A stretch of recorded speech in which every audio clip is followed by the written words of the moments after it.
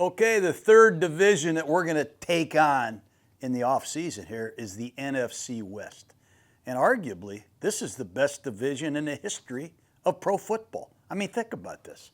3 out of the 4 teams made it to the divisional round of the playoffs.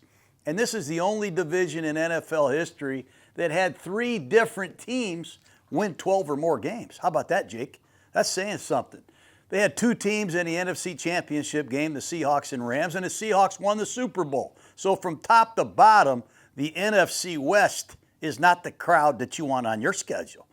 Let's take a look at it. Seattle was 14-3. They won the NFC West title. The Rams and 49ers were 12-5, and the Cardinals were 3-14. They're kind of like a get-right team right now. You know what I mean? You get right by playing Arizona. And some of their uniform combinations, they should be investigated for wearing those uniforms. Point differential's always a statistic I look at to see who's really good. And when you look at point differential, the Seattle Seahawks led the NFL. They were plus 11-2.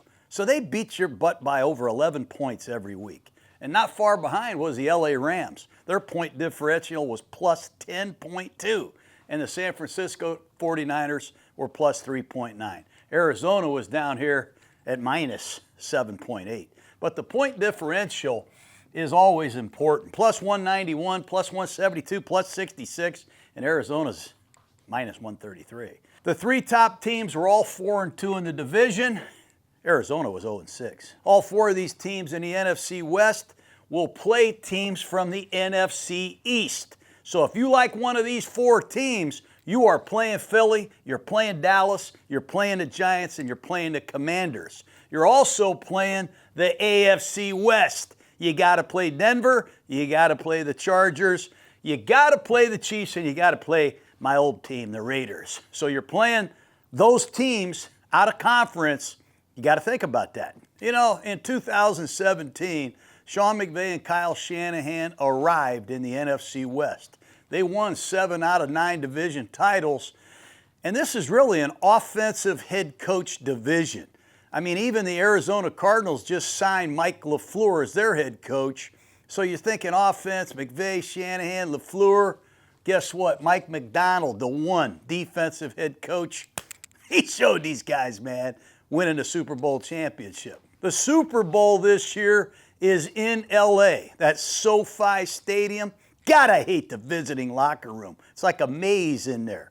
But the last time that place hosted a Super Bowl, the LA Rams beat Cincinnati to win the championship.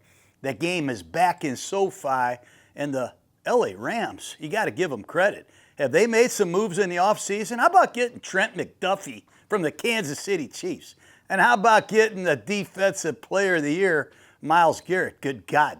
So they're the favorite to win the Super Bowl again this year. Wouldn't that be something? Winning 2 Super Bowls in your own stadium? Holy shit. You know, when the Rams got Myles Garrett, they went from an 8-1 favorite to win the Super Bowl to a 6.5-1 favorite. Now, these odds are subject to change. The Seahawks are 10-1 to win the Super Bowl. The 49ers are 17-1 to win the Super Bowl. And Arizona's 400-1 to win the Super Bowl. That might be a little bit nice by DraftKings. You know what I mean? You know, the coaching carousel affected this division as well. We talked about Mike LaFleur becoming the head coach of the Arizona Cardinals. Jonathan Gannon is gone. LaFleur comes in from the Rams, where he was the offensive coordinator under Sean McVay. Nathaniel Hackett will be the new offensive coordinator of the Arizona Cardinals. And the world champion Seattle Seahawks, they lost their offensive coordinator, Clint Kubiak, to the Las Vegas Raiders, where he became the head coach. They went out and signed Brian Fleury, former tight end coach of the San Francisco 49ers. This is a strange division. There's a lot of wires crossing, man. I mean, think about this. Shanahan and McVay coached together on the same staff with the Washington Redskins. Fleury just came to Seattle, where he was in San Francisco with Shanahan. LaFleur went to Arizona in the division where he was with the Rams. You know what else? Nathaniel Hackett, the offensive coordinator of Arizona, Sean McVay, Kyle Shanahan were all on my staff in Tampa Bay.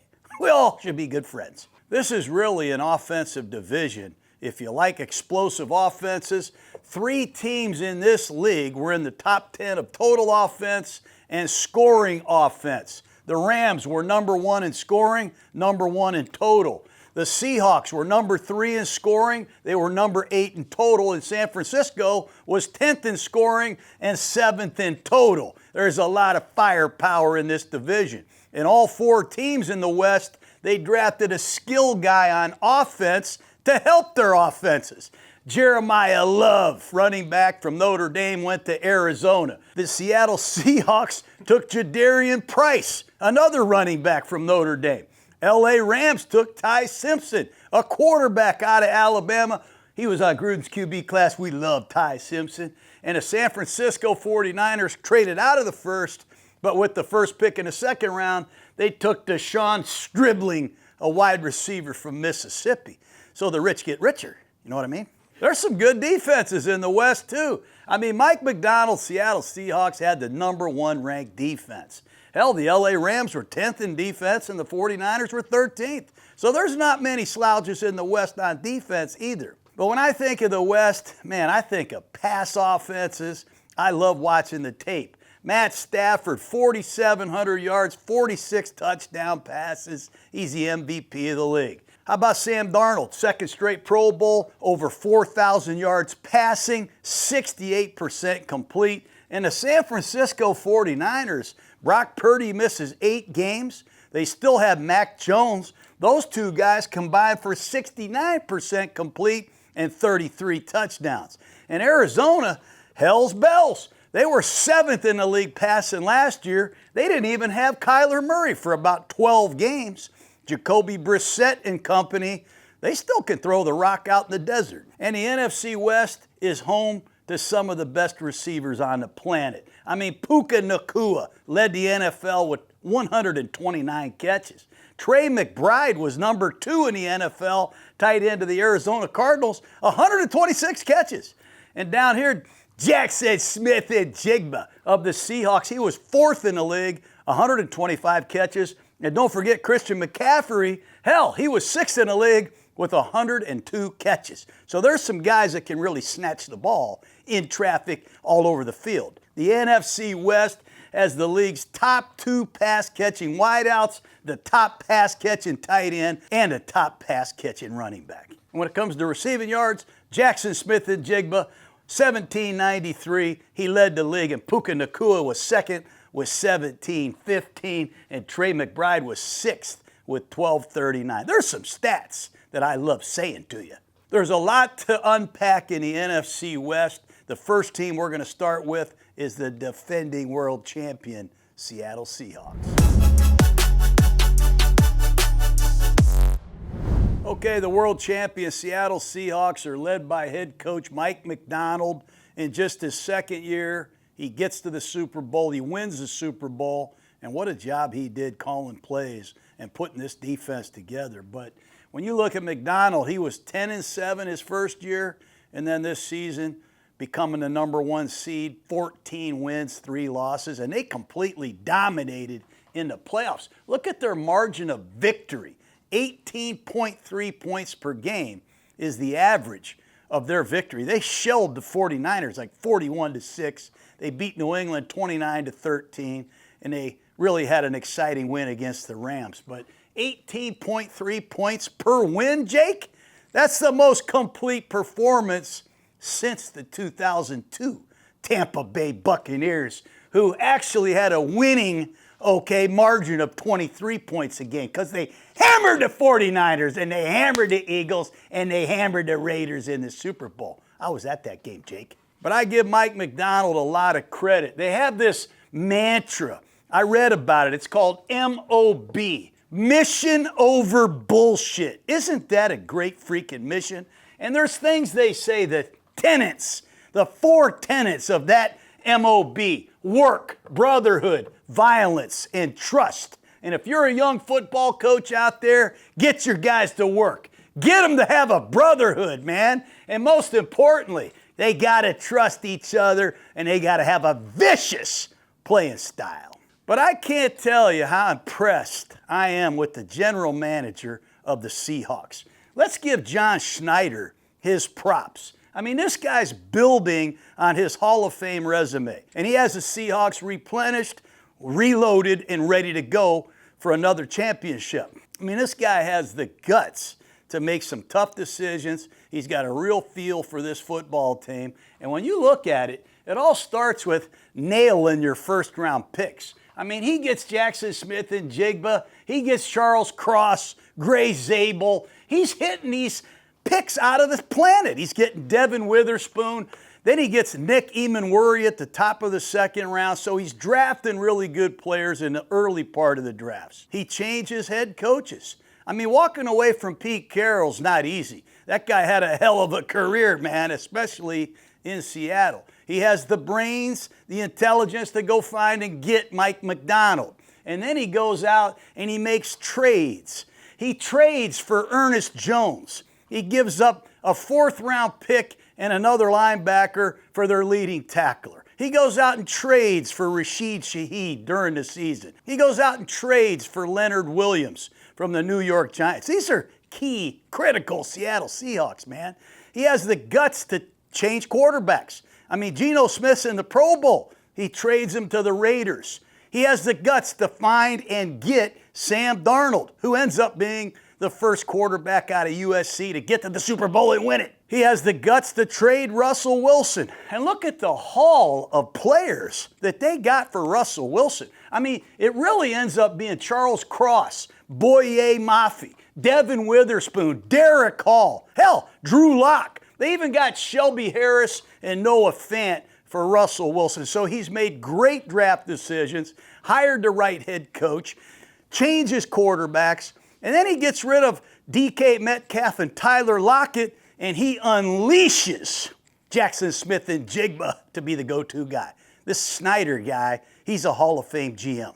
Let's talk about who's coming and going with the Seattle Seahawks. It all starts with their draft. They went out and got Jadarian Price, a running back from Notre Dame, at the end of the first round. Good thing. They lost Kenneth Walker to the Chiefs, and Zach Charbonnet's still coming back off that ACL injury. They got Bud Clark, a safety from TCU, in the second round. It's a good thing they lost Kobe Bryant, starting safety, to the Chicago Bears. They went out and got Julian Neal, a big corner out of Arkansas, in the third round. Good thing for that, they lost Reek Woolen in free agency to the Philadelphia Eagles. They got Bo Stevens, one hell of a guard. I don't know how he lasted until the fifth round. He played at Iowa. He was an All-American. He's going to compete to start. They got Emmanuel Henderson, a receiver from Kansas, in the sixth round. And then in the seventh round, they tried to bolster their secondary again with Andre Fuller, a cornerback at Toledo. Another corner, Michael Dansby from Arizona. And they got a big defensive tackle, Devin Eastern from Minnesota. So they drafted 4 defensive backs. They lost a couple critical performers there. They got to fast-track these young men. You know who else is coming to Seattle? A new offensive coordinator. Brian Fleury from the San Francisco 49ers. Very interesting pickup. That's where Mike Macdonald found Clint Kubiak, who left to become the head coach of the Raiders. We'll talk about Fleury in a second. They went out and they added Dante Fowler, former pass rusher with Dallas and Washington, Jacksonville. Fowler has 58.5 sacks. He's going to have to replace Boye Mafe, who left for Cincinnati. They brought in a corner, Noah Igbinoghene, from the Washington Commanders. He plays nickel. He plays out there in the slot. They also brought in veteran safety Rodney Thomas, who started 26 games with the Indianapolis Colts. They brought in a veteran tight end, Harrison Bryant, and they brought in a running back I consider a sleeper, Emmanuel Wilson from the Green Bay Packers. Don't forget that name. But who's leaving? They lost Clint Kubiak, who came to Seattle in his first year, orchestrated a hell of a balanced offense. He left for Las Vegas. They lost Kenneth Walker, Super Bowl MVP, 135 yards rushing, over 1,000 yards. He's in Kansas City. And they lost edge rusher Boye Mafe. They lost Reek Woolen, and they lost Kobe Bryant, 2 guys that played a lot of football in this Seahawks secondary. But I still think Seattle is the most complete team in the NFL. Offense, defense, and their special teams will kick your ass. Seattle's the only team I remember in the NFL this past season that were in the top 10 in scoring, offense, total offense, rushing offense, and passing offense. And guess what? They were in the top 10 in all those categories on defense as well. So that's a well-rounded football team. They ended the season on a 10-game winning streak. Heck, they won 14 out of their last 15, and they beat 5 teams down the stretch with 12 or more wins. They beat the Rams twice, the 49ers twice, and they got after New England in the Super Bowl. Speaking of that Super Bowl, when I say you're well-rounded, didn't they prove it by drubbing the Patriots 29-13? I mean, they had 6 sacks on Drake May. They forced them into 3 turnovers. Kenneth Walker was the MVP. He ran it right down their throat. And their kicker, Jason Myers, kicked 5 field goals. And how about their punter, Michael Dixon? And he punted the ball 3 times inside the New England Patriots 6-yard line. They did it on offense, defense, and special teams. Boom! Good night, New England. The Seahawks also have a new owner. Don't forget that. Neeru Khosla bought the team for $9.6 billion. I thought I had it. I offered 9.2. The Seahawks are going to open up the season on a Wednesday night at home against the New England Patriots in a rematch of the Super Bowl. I can't wait. That's just one of 6 primetime games. And if you look at it carefully, they play the Rams on Christmas night. Why do they got to play on Christmas night? Can't we just enjoy Christmas night, for crying out loud? But then 2 weeks later, they play the Rams in the season finale. So if you're waiting for that Seahawk-Ram game, you're going to have to wait until Christmas night. And one thing that was strange to me was looking at the turnover ratio of the Seahawks. It's not normal that a Super Bowl champion is -3 in the turnover ratio. They did a great job on defense. They took the ball away 25 times, 18 picks, 7 fumble recoveries. But they turned it over a lot, man. They turned it over 28 times. And Sam Darnold has been criticized for turning it over a league high 20 times.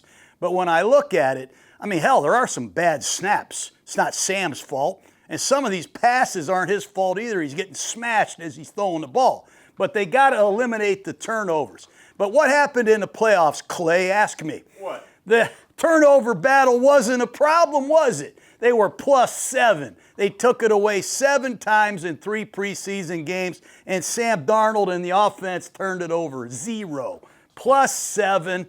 That's a primary reason why they kicked ass. Let's just review the special teams. Let's just not glaze over special teams. This Jay Harbaugh, great coach, and he has all kind of weapons in his special teams arsenal. Jason Myers, think about this, 49 out of 56 on field goals, 59 for 59 on PATs. He scored 206 points, Jake. That's an NFL record. I was looking it up. The only guy that scored close to that much was LaDainian Tomlinson, who had 198 years ago. Jason Myers, he's a weapon. Michael Dixon, the punter, 49 yards a punt, 48.3 average in his career. That's the 4th best punting average in all of football history. You guys like kick returns, punt returns? Yeah. Well, how would you like to have Rashid Shaheed on your team? He took 3 of them to the freaking house. They were getting beat pretty bad by the Rams until Rashid Shaheed returned that punt to ignite the victory. And then what happened, San Francisco, on the opening kickoff in the playoffs? 98 yards.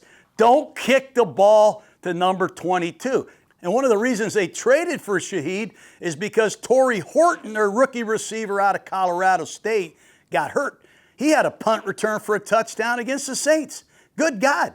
And then they just drafted, as I said, Jadarian Price. Guess what he's great at? Kickoff returns. He took 3 of them back for touchdowns at Notre Dame. This is a hell of a special teams outfit, covering kicks, protecting the kicker, and making plays. Don't forget, mission over bullshit. I got to tell Jake and Clay that.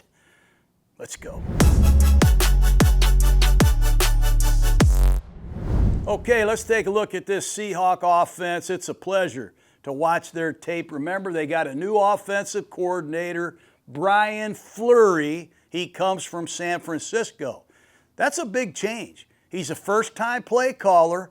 He had these meetings with Mike Macdonald. He's interviewing all these guys. Obviously, they are on the same page philosophically. They have high passion for football. It should be an excellent fit. But who is Brian Fleury? Ask me, Jake. Who is he? Well, 7 years with the San Francisco 49ers. He started as a defensive quality control coach. I like that. He learned about defenses, how to attack different fronts and different coverages. The man played quarterback himself at Maryland, at Towson. He's been around, you know.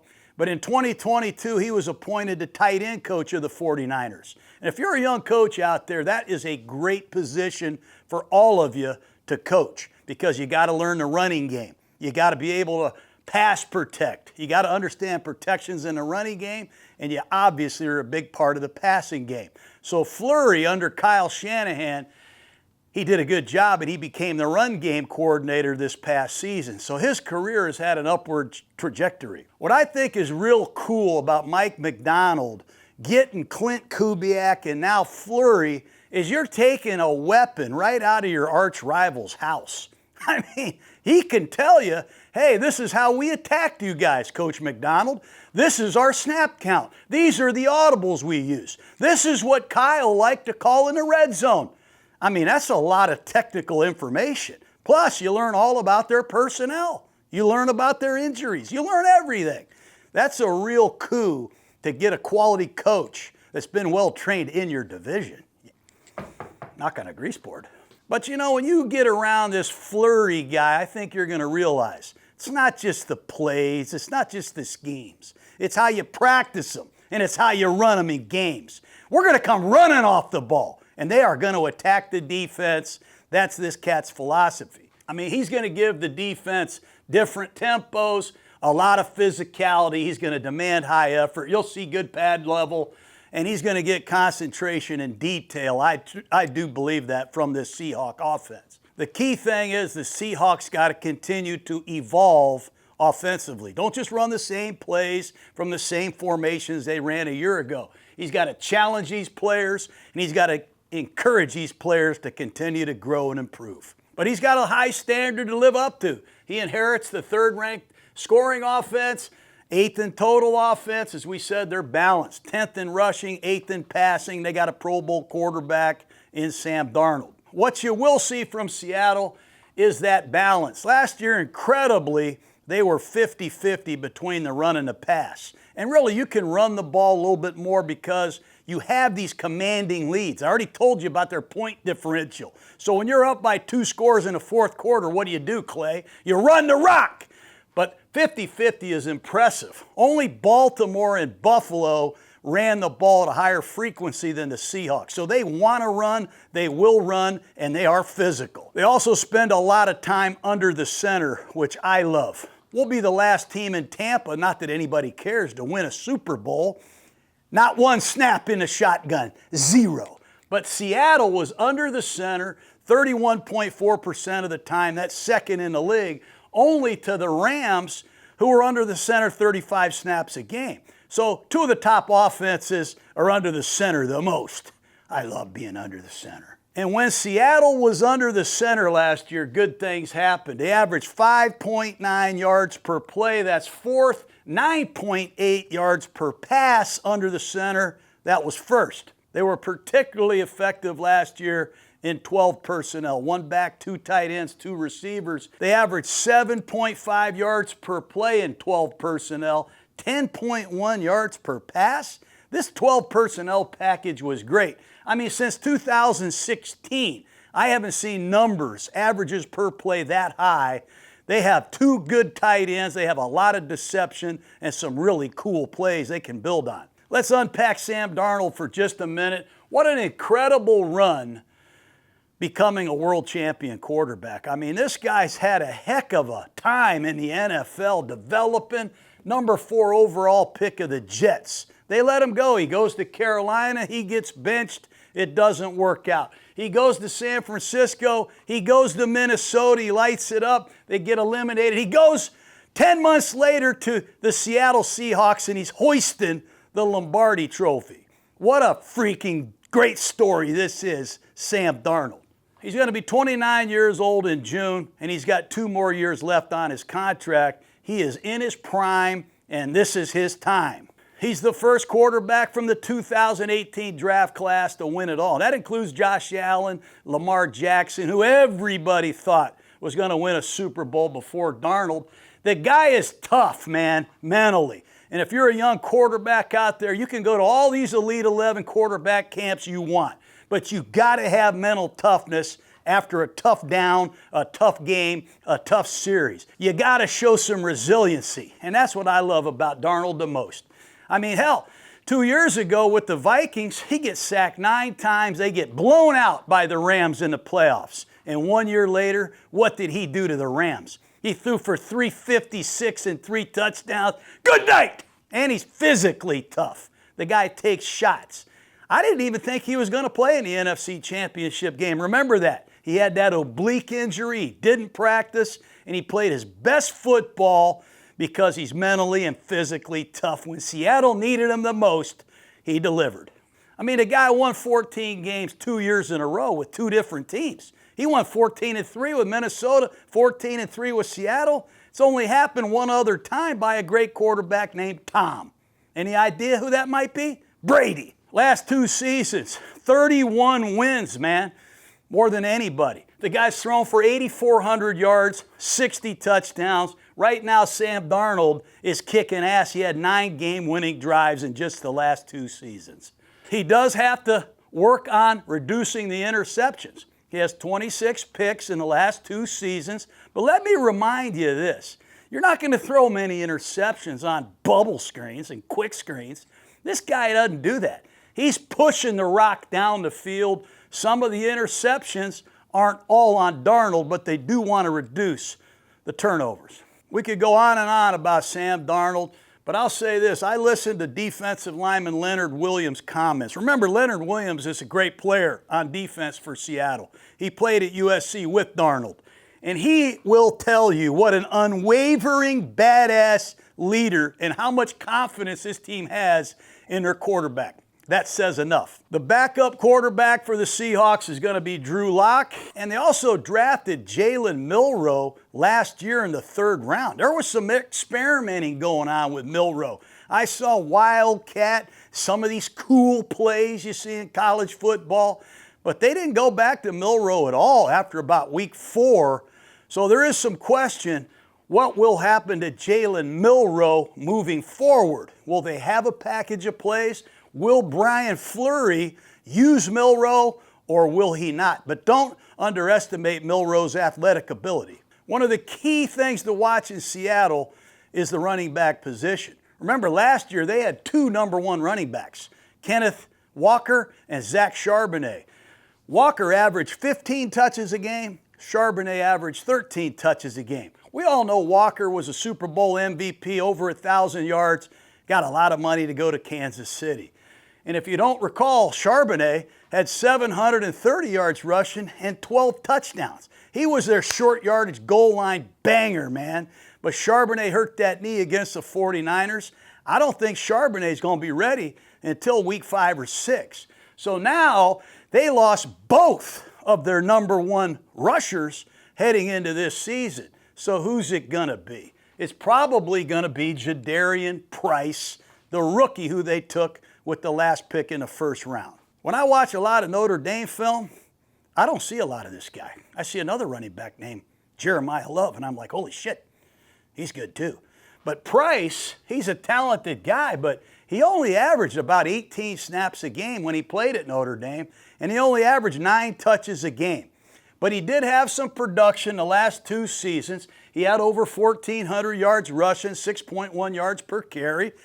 I don't see a lot of production in the passing game. I only saw 15 catches in the last 3 seasons. So you don't see a lot of Price, but when you do see him, there's some playmaking there. But they're going to have to fast track this young man. They love him because they think he fits the outside zone running scheme that they like to run in Seattle. He has vision. He can accelerate through holes. He has big play ability. But what is his durability?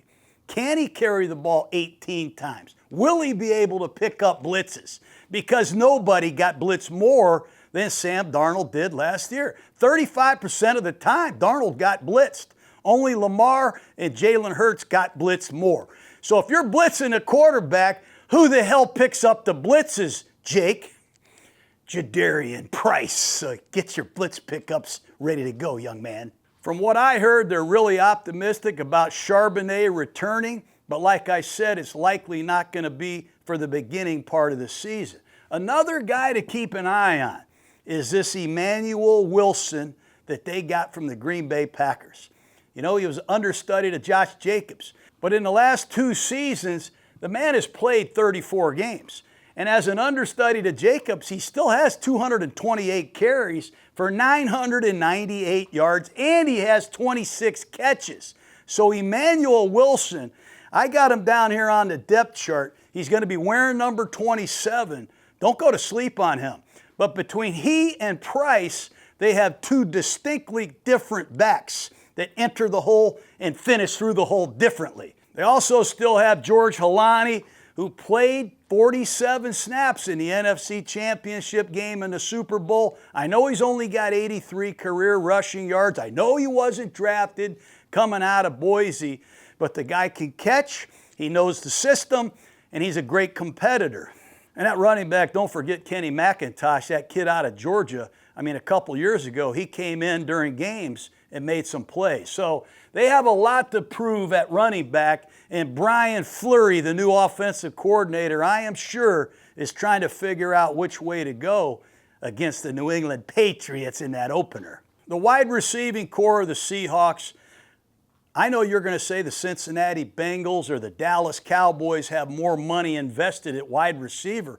Perhaps they do with the top 2. But as in a group, nobody puts more money into the receiving core than the Seattle Seahawks. I mean, Jackson Smith and Jigba just got 4 years for $169 million. Rashid Shaheed, he just got 3 for $51 million. That's a lot of money. And Cooper Kupp, he ain't playing for free either. They signed him to a big 3-year deal just last season. Let's talk about Jackson Smith and Jigba just for 2 minutes. I mean, the statistics are marvelous. I mean, the number of catches, the amount of yards. But when you look at a guy that has 44 catches for over 15 yards, you're dealing with a guy that can run a lot of routes. His versatility is incredible. 2 years ago, he led the league with 956 yards receiving in the slot. This year, he led the league in the NFL with almost 1,400 yards receiving on the outside. He can run all kind of routes now, shallow crosses, deep crosses. Then he runs a stash route, and he goes to the far hash. A lot of routes that start looking the same that are different. He's highly conditioned. He has great deep ball tracking ability. He can throw his hands out there at the last second. He can run after the catch with power, elusiveness, and finishing speed. And the guy's the best route runner in football because they actually run real down the field routes. Spray releases, vertical stems. He's great getting out of the break. And man, this guy has twitch with his hand-eye coordination. Fabulous, fun guy to watch. You know, I give John Snyder, the GM, credit. When you let Tyler Lockett walk, that guy's a Seattle Seahawk horse. And they let DK Metcalf go to the Steelers. What he did, I think, is he knew we got a guy who can do it all. I mean, Jackson Smith and Jigba averaged 6 yards a target as a rookie. Then he averaged 8.3 yards a target. And this past season, 11.2 yards per target. No one's even close to that. So he took DK Metcalf's deep route tree. He took Tyler Lockett's underneath quick route tree, and he can run all the freaking routes. And if you rotate to try to stop Jackson Smith and Jigba, they got Cooper Kupp, who's won 2 Super Bowls. He's been the Offensive Player of the Year, and he's also won a Triple Crown. He led the league in receptions, yards, and touchdowns. Not many guys have done that. But what Cooper Kupp is giving Seattle right now is a lot more than catches and stats. He gives them an identity in the meeting room. He's teaching them how important it is to play great without the ball. Just because you're running a clear out route, you don't run it like this. Oh, shit, I'm not going to get it. These guys fly, man, and they all block. And it's because of the mentality, I think, that Cooper Kupp has given them in these meetings. They have a certain way they practice because of Cooper Kupp. They have a certain concentration in the meeting rooms because of Cooper Kupp. And their playing style resembles Cooper Kupp. These guys are savages in the running game, and they're really good running routes when they know they're not getting the ball. And then how about Rashid Shaheed? I mean, here's a guy in New Orleans for 3.5 years. He overcomes a knee injury. He plays at Weber State. The guy's outstanding as a kick returner. But in his 12 touchdowns that he has scored in New Orleans, 10 of them are over 30 yards. 6 of them are over 50. The guy reminds me of Deshaun Jackson. And I think he's only going to get more and more opportunities now that he's been in Seattle for a while. He's got the contract. He's unpacked his bags. But look out, because they can hand the ball to this guy. They did it 11 times last year. He only caught 18 passes for 266 yards in his 12 games as a Seahawk, but you feel him and his presence. I remember Al Davis, the owner of the Raiders. We had this guy named James Jett. He could fly. We were in pregame warm-up, and Al Davis said, "Did you feel that?" You can feel Rashid Shaheed when he runs by. Dude is fast. And I tell you, they got another guy. Don't forget this name. Horton, Torrey Horton from Colorado State. I was watching the tape last year. Me and Malasek, we gave him the Gruden Grinder Award, punt return. 5 touchdowns and 13 catches last year. He wears number 15. He hurt his shin, so instead of getting Rashid Shaheed as kind of like a gravy pick, it was a necessity guy. Because now they got 2 guys, if Horton comes back, that can really blow the top off the coverage. It's exciting. The other 2 receivers that are worth looking at are monsters. This Cody White from Michigan State, he only had 3 catches for 90 yards, big touchdown against the Commanders on the road. But he got hurt also, hurt the groin. This man is big, man, 6'3", 237. He's only going to help the running game. They got another guy named Jake Bobo out of UCLA. Look at the size of that guy, 6'4", 212. They're almost like tight ends. So they have a lot of depth. They also drafted Emmanuel Henderson in the 6th round out of Kansas. A lot of competitiveness. Expect to see Henderson. Keep an eye on Horton. Where the hell is Torrey Horton is what I would ask if I was a Seahawk fan. And finally, let's look at this offensive line. You know, I study offensive lines that have been drafted by the team they're playing for, whether they're undrafted free agents coming out of college or they're picked. John Schneider has assembled a team that is homegrown, drafted, and developed. Very few Super Bowl champion teams, okay, have a homegrown offensive line. Seattle's one of them. The Packers did it, the Colts did it, the Patriots did it, and the Seahawks did it. Since 1993, those are the only teams I could find that have 5 homegrown starters from left to right. But this group performed extremely well. Last year, they had the 5th lowest pressure rate, 29.2%, and they gave up only 27 sacks. That's the 5th fewest sacks allowed. And they did it without Charles Cross, their left tackle, for 4 weeks. And they did it for 5 weeks without their starting center, Jalen Sundell. So it's a credit to the Seahawks for putting this group together. And I used to love playing Seattle when they had Walter Jones at left tackle and Steve Hutchinson at left guard. They're both in the Hall of what? Fame. They were freaking great. Monty Tobeck or Max Unger at center, Gray at right guard. What a line they had. Now the left side has 2 blue chip players. Charles Cross, 67, who just got a 4-year, $104 million contract. He is great. He started 62 out of 68 games. He's got length. He looks like a 3-car garage when he extends his arms. The guy is really athletic. He can recover. He can reach and run in a running game, and he's got some pop. And Gray freaking Zabel, 1st-round pick last year out of North Dakota State. Do you know he was 3rd in the Offensive Rookie of the Year voting as an offensive lineman? It's only happened a couple times. Quentin Nelson of the Colts, Creed Humphrey of the Kansas City Chiefs, and Gray Zabel. Ask me who graded out as the best run blocker on Pro Football Focus. Gray Zabel. Nobody asked me, but I told you. This guy's freaking great player, man. He's excellent at the point of attack. He's excellent on the backside. He can get up on the second level. You can get him out on screens. And he's a very good pass rusher. The center is Jalen Sundell. They got a backup center from Michigan, number 55.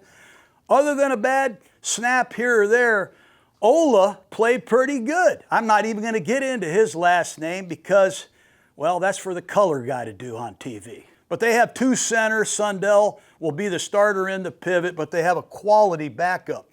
Right guard, I have it circled right in here. There's going to be a hell of a battle in training camp. Anthony Bradford is the starter. He wears number 75. He's been polarizing for some Seahawk fans. He's in the last year of his contract. But John Snyder went out and drafted Bo Stevens out of Iowa. Kirk Ferentz, head coach at Iowa. Does anybody do a better job in football developing linemen, Clay? No. No, they do not. Bo Stevens, in 3 years at Iowa, I couldn't find one sack.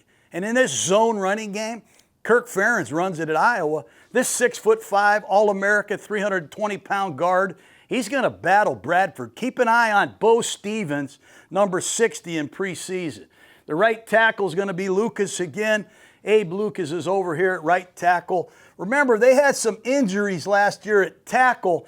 Kite is a good backup tackle, and so is Logan Brown. They have a couple tackles right here that are going to give them some depth on the right and on the left. There's another tackle, Josh Jones, over here on the left side, who did a nice job backing up Charles Cross, but he got hurt. So the Seahawks really did a good job showcasing their depth. And then the last group that they have great continuity with is their tight ends. They're bringing back their top tight ends from last year, and these tight ends do a lot in this zone running scheme. A.J. Barner, I think, is one of the key straws that stirs the drink, man. He lines up in line. He caught 52 passes for 519 yards, 6 touchdowns. He had 4 for 54 and a score in a Super Bowl. But he can line up with his hand in the dirt in a conventional tight end position, and he can block the C gap. He can pass protect, and he had 390 yards of his route running from the core. He's not out here dancing around in the slot with a towel dangling down to his knee. This is a badass, real tight end. Eric Seibert, he's a quality tight end that can play the H position. They can put him in the backfield. He does a lot of cool things. Arroyo, second-round pick from Miami, had some injuries last year. 15 catches, 180 yards. They also have this guy, Callerup. He's out of Minnesota. He comes in. He's a good blocking tight end as well. And they signed Harrison Bryant in free agency. They got a lot of good tight ends. They got a really high-priced, talented receiving core. They got a heck of a homegrown offensive line. They got a superb, badass quarterback. Who's the running back's going to be to start this season? Keep an eye on that. New offensive coordinator, but a great cast of characters to coach. They're going to be fun to watch. Let's take a look at the defense. Okay, this Seattle Seahawks defense, their head coach, Mike Macdonald, calls the defense. I love seeing the head coaches down there calling the plays. As I said earlier, I think he's the first head coach to win a Super Bowl as the primary defensive signal caller. I mean, Bill Belichick won all those Super Bowls, but a lot of time I saw him down there with the defensive coordinator calling defenses. The great Bill Parcells, the great Tom Landry, the great Chuck Noll, the great Jimmy Johnson, even the great George Seifert of the San Francisco 49ers. Excellent, the best of defensive coaches. I remember them having coordinators down there calling plays. You'll see Macdonald down there really involved with the play calling, the down-by-down adjustments, communicating with players. It's really cool to watch. In 4 years of Macdonald calling defenses, remember he was in Baltimore for 2 years. They finished third and they finished first. And Seattle said, let's get that guy. He comes to Seattle, he has them 11th, and this past season, they were first. Ask me why, Jake. Why? Well, obviously the Ravens and Seahawks have a lot of talent on defense. You got to have talent to be this good. But their preparation is unique. Not only the X's and the O's, but it's that MOB mindset, man. Mission over bullshit. We give 100% effort, we know what to do, and we all will tackle. And there's no bullshit. They also adapt very well. They lose a player, they got a new opponent, they got a short week, they face adversity, they handle things extremely well, and they adapt on a daily basis. This is a hell of a coach and a hell of a scheme with a hell of a group of players. First in scoring defense, 6th in total, 3rd against the run, 10th against the pass. But some of these numbers are at the top of the food chain. Now, 16.6 points a game, man. 32% on 3rd down. They led the NFL in that category. They gave up 3.7 yards per rush. That's excellent. And they gave up 6.0 yards of pass. That's as good as it is in football. They don't give up big plays. Only 28 rushes for over 10 yards. That's the fewest there is in football. They don't do it with a loaded box. They're not bringing safeties down into 8-man fronts or 7-man boxes against 11 personnel. Hell, they line up with a split safety about 80% of the time, and they kick your ass, man. They also have gone 28 straight games without giving up 100 yards to a running back. So this is pretty good stuff. There are some holes to fill and some things they got to prove. When you lose Kobe Bryant and Rick Woolen in your secondary, remember, Kobe played 924 snaps for the world champions. Rick Woolen played 778. Those players have to be replaced. Boye Mafe, he did a hell of a job as one of the 4 edge rushers. He's in Cincinnati. So they got to fast track these 2 new defensive backs they got, Rodney Thomas, Noah Igbenogany from Washington, and these rookies, Bud Clark out of TCU, Julian Neal, who comes in out of Arkansas. And they got to get Dante Fowler, this edge rusher who's had a couple seasons in this league with over 10 sacks. He's got to come in and help us. Seattle doesn't blitz a lot, at least they didn't last year, just 20% blitz. But when they blitz, man, it's very effective. It's creative, and it is well disguised, and these guys are hauling ass. Ask New England. I mean, in those 6 sacks, there's a few of them where they just bring 4 to a side, they overload the protection, they didn't ID it properly, and here's Witherspoon, kapow! And there's Nwasu, the ball comes right in his hands, he runs it back for the decisive touchdown. They do a great job with load fronts, double edge pressures. When they blitz, a lot of times it's unscouted, it's well disguised, and it is fast and furious. Pressure. You know, a lot of people feel pressure. The Seattle Seahawks apply pressure. They had 6 different Seahawks with over 30 pressures last year. That's an amazing statistic.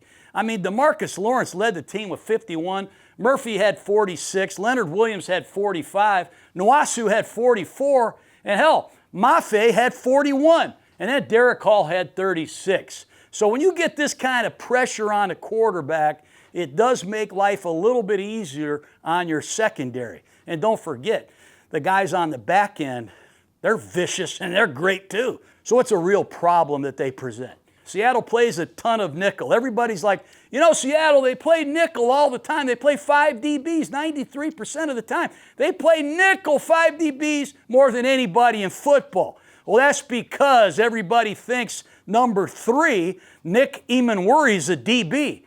He's a Sam linebacker, okay? You got to treat him like a linebacker. He'll get on the edge of the line of scrimmage like a defensive end and run over your tackle. He'll take on a 300-pound lineman. He'll cover a back, he'll cover a tight end, then he'll go back and play in the post. I don't know what the hell this guy is, but this guy is vicious, and he gives Seattle so much versatility, it's amazing. But they do technically play more nickel 5 DBs than any team in the league. And as I said earlier, it's a credit to their run defense. This front 4, the depth and the linebackers' instincts, stopping the run with the split safety shell, it's amazing. They really do a great job, sometimes playing 2 gaps. Put your face in this gap, the ball's over there, get rid of that lineman and make the tackle. These guys do a great job with their pad level and their hands. Let's talk about this front of the Seattle Seahawks.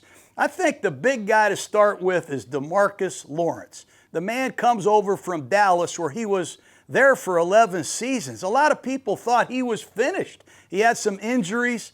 He comes to Seattle, and he's the leader of the mission over bullshit group, man. This guy's factor grade is unbelievable, and it starts with his run defense.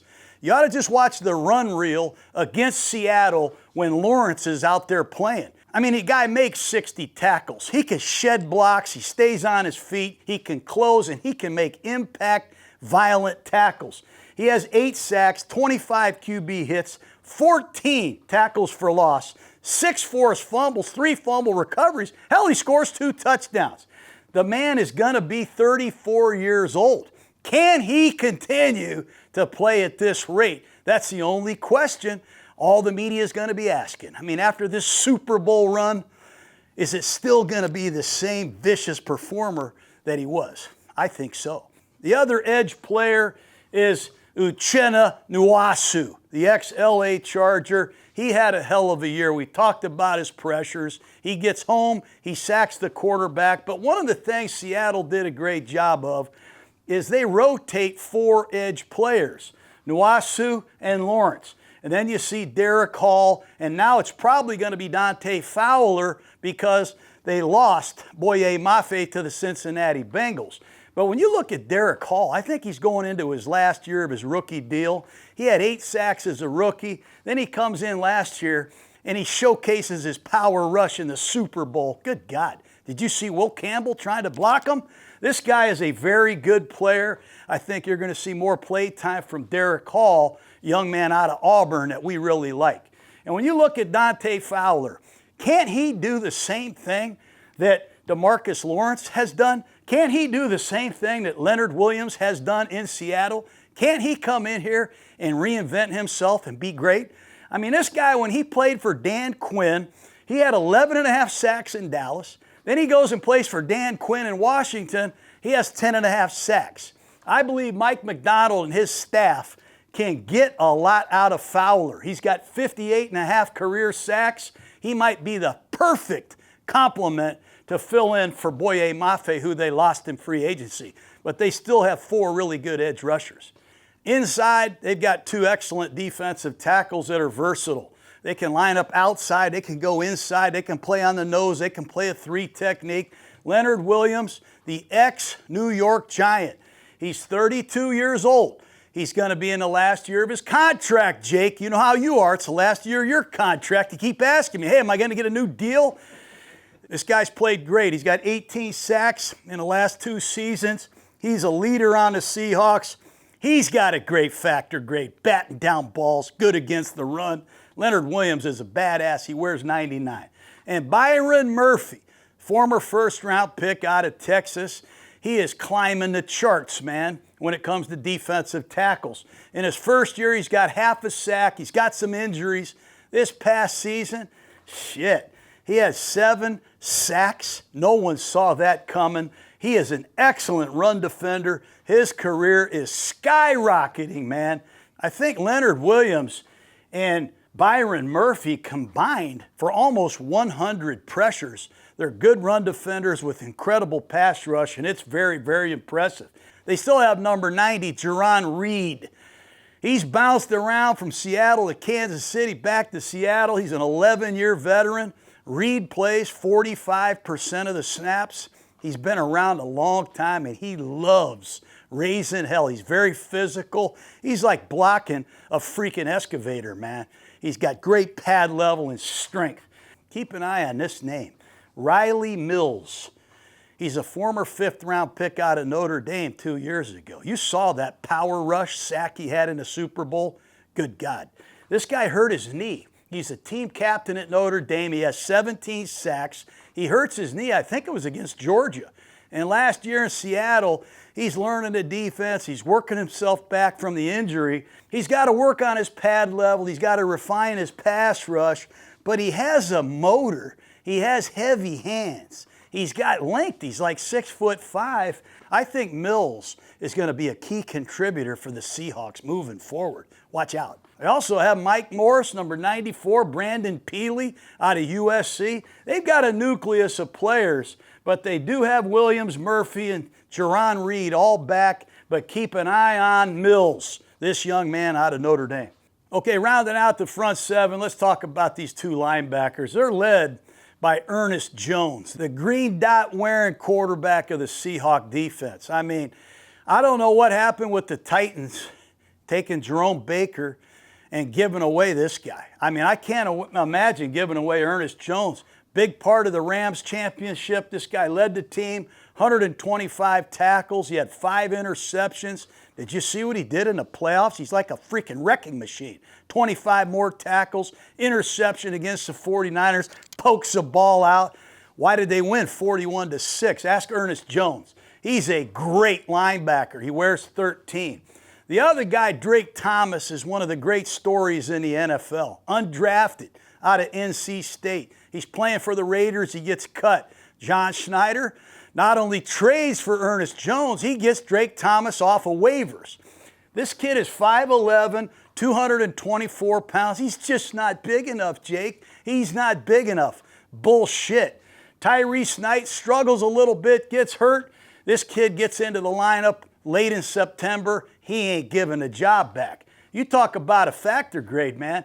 Only 3 guys in the NFL last year had 3 or more sacks, 10 or more tackles for loss, 8 or more passes defensed. TJ Watt, Andrew Van Ginkel, and this guy, Drake Thomas. I love this guy. He's a hard-hitting, instinctive badass, second on the team, 96 tackles, and he has a hell of an interception against the 49ers in the red zone. They got 2 excellent linebackers.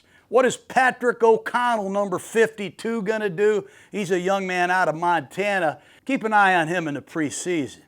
In the secondary, they just have some guys they got to replace, but they do have some talent. They have a lot of versatility.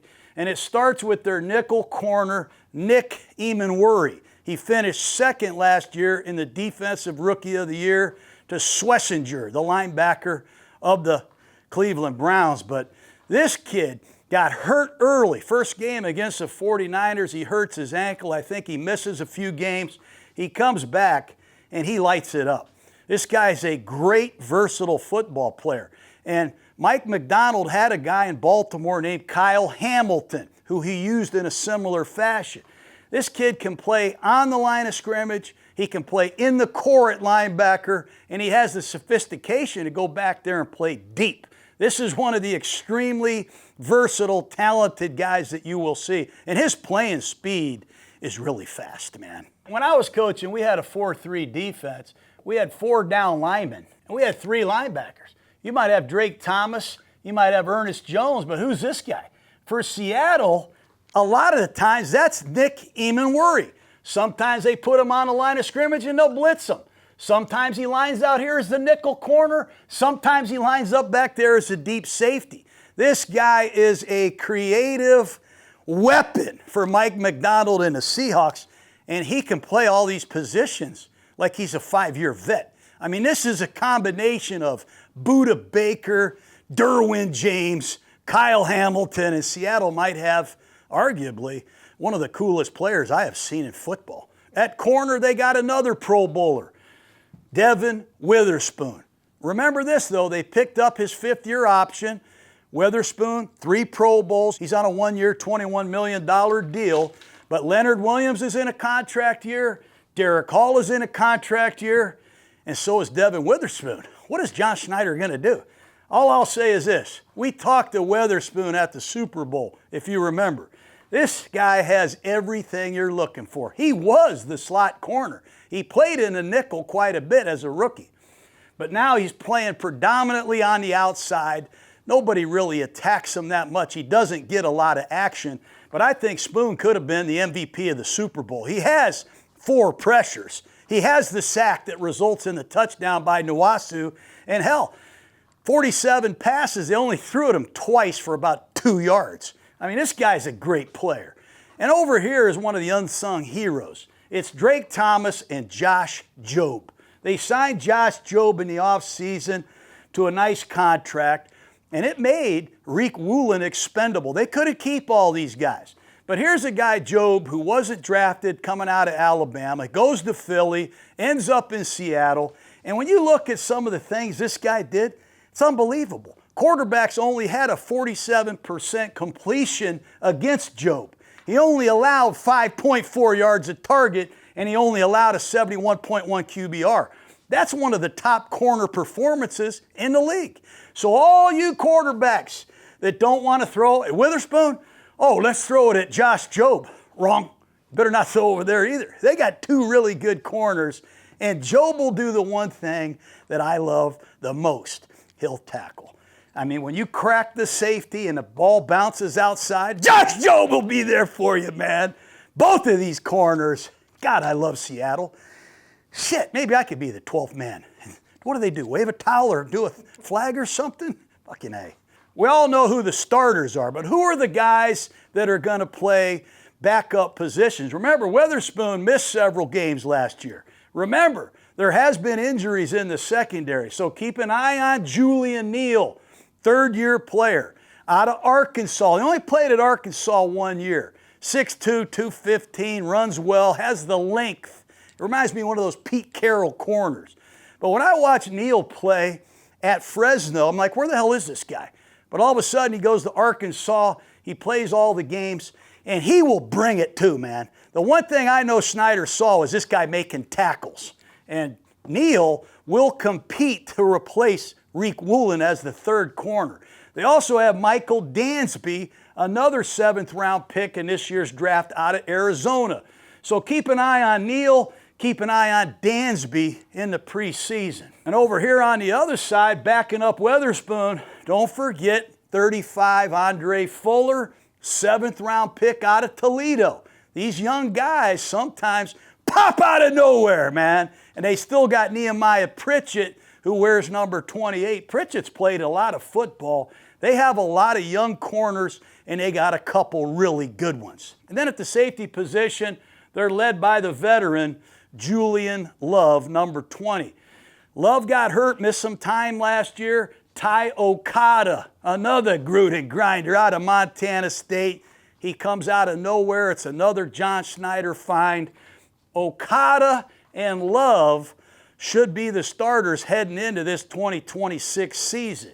But don't forget, Bud Clark, 2nd-round pick out of TCU. He's wearing number 9. He had a lot of splash plays. He played at TCU. I think he played there for 23 years. The guy started 61 games. The guy has a lot of ball production, 15 interceptions, 25 passes broken up. So Josh Snyder, he does a great job of plugging holes. They bring in Clark, they lose Kobe Bryant. They bring in a couple young corners because they lose Riq Woolen. But keep an eye on Rodney Thomas, the veteran safety that they acquired from the Colts in the offseason. And I know Rodney Thomas didn't play much for the Colts last year. He's out of Yale, former 7th-round pick. He started 26 games the 2 years prior to last season. So he brings some experience with Julian Love and Ty Okada while Bud Clark learns his system. And don't forget this name either, Seahawk fans, A.J. Finley. You know, if you listen carefully and watch some of this tape, Finley is a safety that they got undrafted out of Ole Miss last year that got hurt. I've heard his name quite a bit around Seattle's notes, you know what I mean? So these are the safeties. I think they got a lot to prove with the loss of Kobe Bryant. He was one of the more productive Seahawks, and he played almost 1,000 snaps. This is a hell of a team with great leadership. That quarterback, head coach, and GM, they've kept some continuity, and I think Seattle is going to go neck and neck with the Rams, and we won't find out who wins this division until late December. But I'm going to call it like I see it. I expect Seattle to repeat. I love this MOB mindset. I got to get Clay and Jake to feel that same way. The next team let's look at is the LA Rams. A lot of people think they're already the Super Bowl champions. What an offseason they have had. Let's take a good look inside the Rams. Okay, let's talk about the Los Angeles Rams. A lot of people say they've already won the Super Bowl. I think right now, if they stay healthy, how do they not? I mean, they have a heck of a football team returning, and they had a heck of a team last year. They were 12-5. Remember, they lost in the NFC Championship game to the Seattle Seahawks 31-27. They got the ball with a chance to take the lead. 4 minutes and 45 seconds left. 4th and 4 from the 6, and Stafford threw across the middle, and Devin Witherspoon tipped it away, and the Seahawks advanced. That's how close the Rams were a year ago to getting to the Super Bowl. You got to give general manager Les Snead his props. Sean McVay, great coach, but together they have done a hell of a job keeping the Rams at the top of the food chain. I mean, McVay showed up in 2017, and in 9 years, they have double-digit wins in 7 of the 9 years. That's saying something. So the battery, head coach, general manager, and quarterback. They've had Jared Goff, then the big trade to get Matt Stafford has really paid off. They have combined for 10 playoff wins and a Super Bowl championship. And with the offseason acquisitions they have made, they are the clear favorite to get to the Super Bowl and win it this year. Let's talk about who's coming and who's going. Let's start with the draft. You know, there was a big controversial first-round pick this year, and it involved the Rams.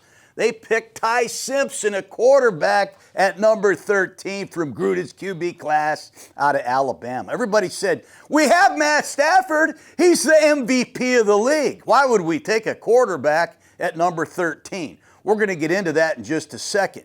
They also drafted Max Clare, a tight end out of Ohio State. What the hell are we doing? We got 4 tight ends. They got 4 really good tight ends already. Now they got 5. The rich get richer. I love it. They took Keegan Trost, a tackle out of Missouri. I look for him to go over there and compete at right tackle. They also took C.J. Daniels, big receiver out of the Miami Hurricanes, played at LSU, played at Liberty, played college football for 6 years.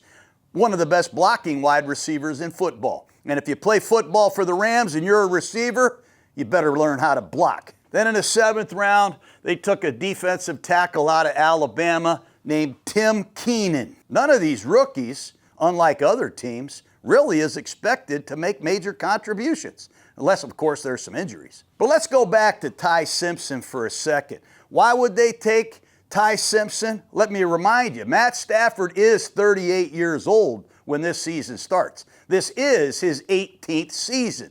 And there are times where you want to rest Stafford, perhaps in the off-season program, perhaps a couple days during training camp. Remember, last year, he didn't even do much at all in training camp. So why not give the reps to a backup quarterback who has the talent and the stuff to someday maybe replace the legend himself, Matt Stafford? You know, in 2022, don't forget, Rams fans, Stafford got hurt in Week 9. And if you look at the Rams in 2022 without Matt Stafford, they were 27th in the league in scoring, 27th in total, 27th in pass. They were 26th on 3rd down and 31st in amount of sacks they gave up. So the Rams with Stafford, holy shit, are they explosive. Without Stafford, they're hard to watch. That's why you take Ty Simpson at number 13. How uncommon is it, Jake? Ask me. How is it? Well, it hasn't been often that you have a reigning MVP and you take the QB in the 1st round. Hasn't happened since 1966. Bart Starr of the Packers is the MVP, and in the 67 draft, they took Don Horn. You remember Don Horn, Clay?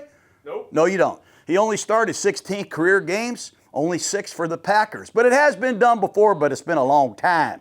And since 2010, there have been 53 quarterbacks drafted in the 1st round. Here's what some of the naysayers are saying. There's only been 5 quarterbacks selected in the 1st round. All 53 we're talking about that have 15 starts or less. Ty Simpson, 15. Mitch Trubisky had 13. Dwayne Haskins, 14. Anthony Richardson, 14.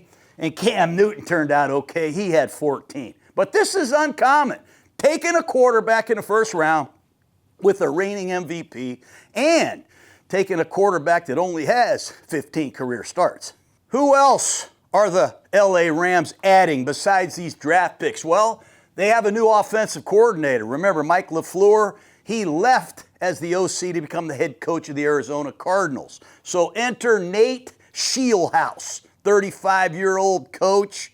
He was the pass game coordinator a year ago. They also brought in Cliff Kingsbury, former head coach of Arizona, former OC of the Commanders, Hells Bells. He's the assistant head coach. And they also brought in a new special teams coach, Bubba Vetrone. His real name's Ray, but they call him Bubba. He's a hell of a special teams coach. He's been one with the Colts. He's been one with the Cleveland Browns. And special teams has been an eyesore for these Rams recently.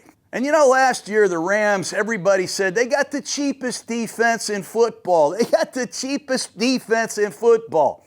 Well, that shit is over. They just added some superstar players to the mix. They trade Jared Verse, a promising defensive end, outside linebacker, and a first-round pick to the Browns to get the defensive player of the year, Myles Garrett. Good God. Then they go to Kansas City. They give up another first-round pick, and they get one of my favorite corners, Trent McDuffie, who can play into the boundary. He can play in the field. He can play in the slot. The guy can freaking play. And then they get Jalen Watson, the other starting corner of the Chiefs, who played almost 850 snaps, and he kicked ass last year. So they got two new world champion corners from the Kansas City Chiefs and the defensive player of the year in Myles Garrett. Good Lord. They added a really good special teams linebacker, Grant Stewart from the Detroit Lions. He can add depth at a position where they need it. And they also went out and got a new long snapper, Joe Cordona, out of Navy. Cordona was with the Patriots for 2 Super Bowls. They have lost some players, and it starts really in the secondary. They had 4 corners leave the Rams from last year.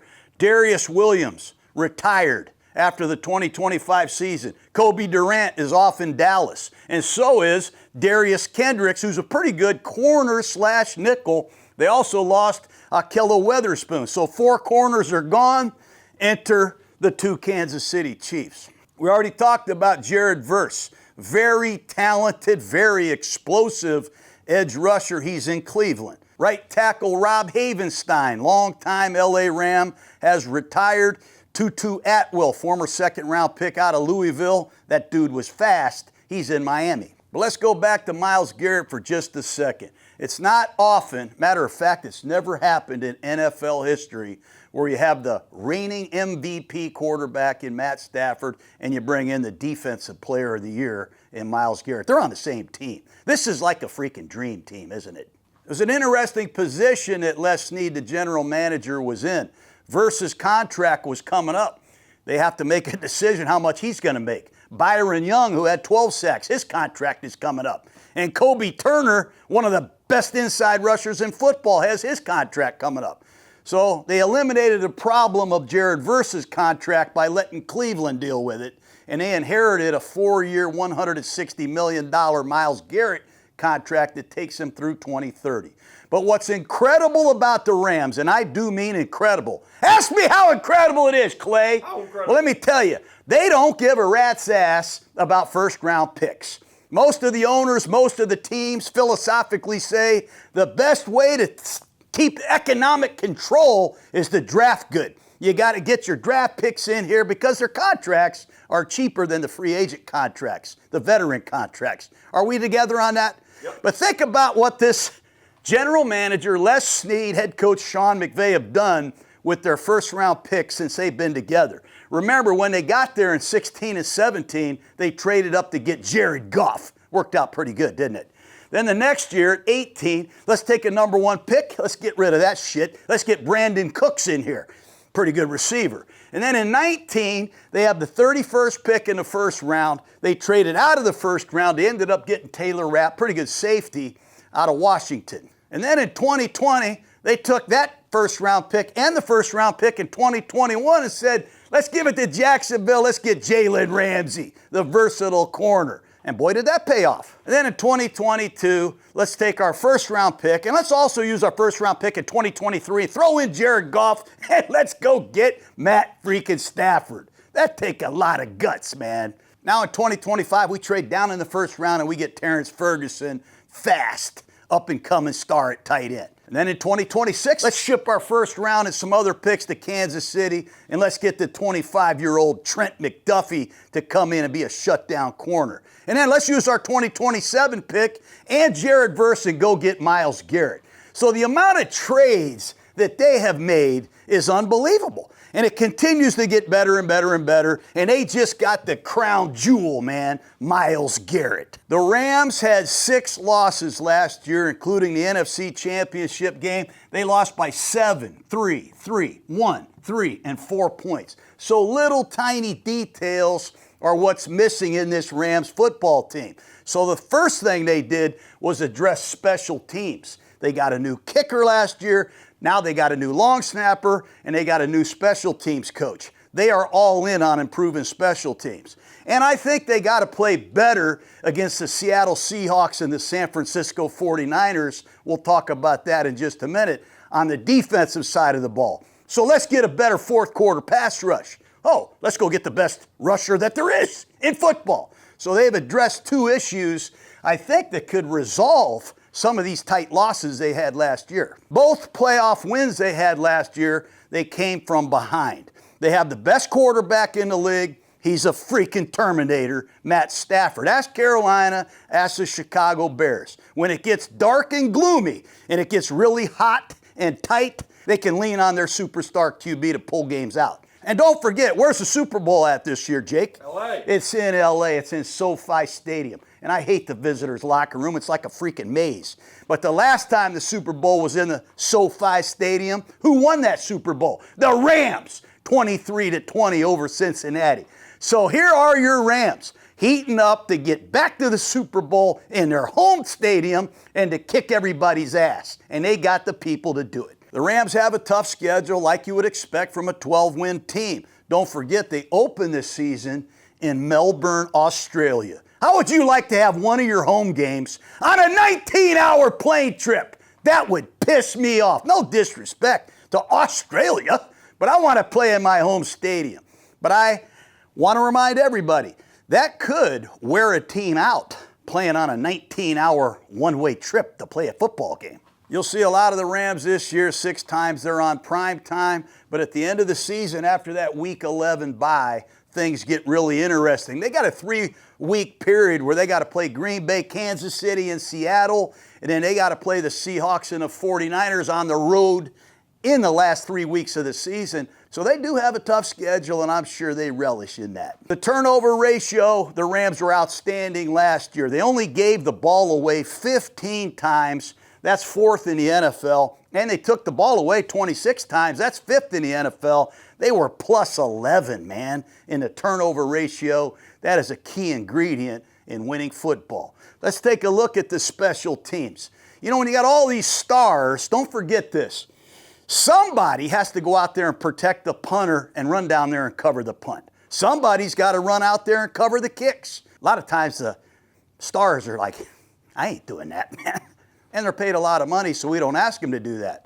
So I look at Bubba Ventrone as the special teams coach. Who are his core special teams players? It's got to be one of these 5 tight ends. It's got to be a running back. It's got to be a linebacker.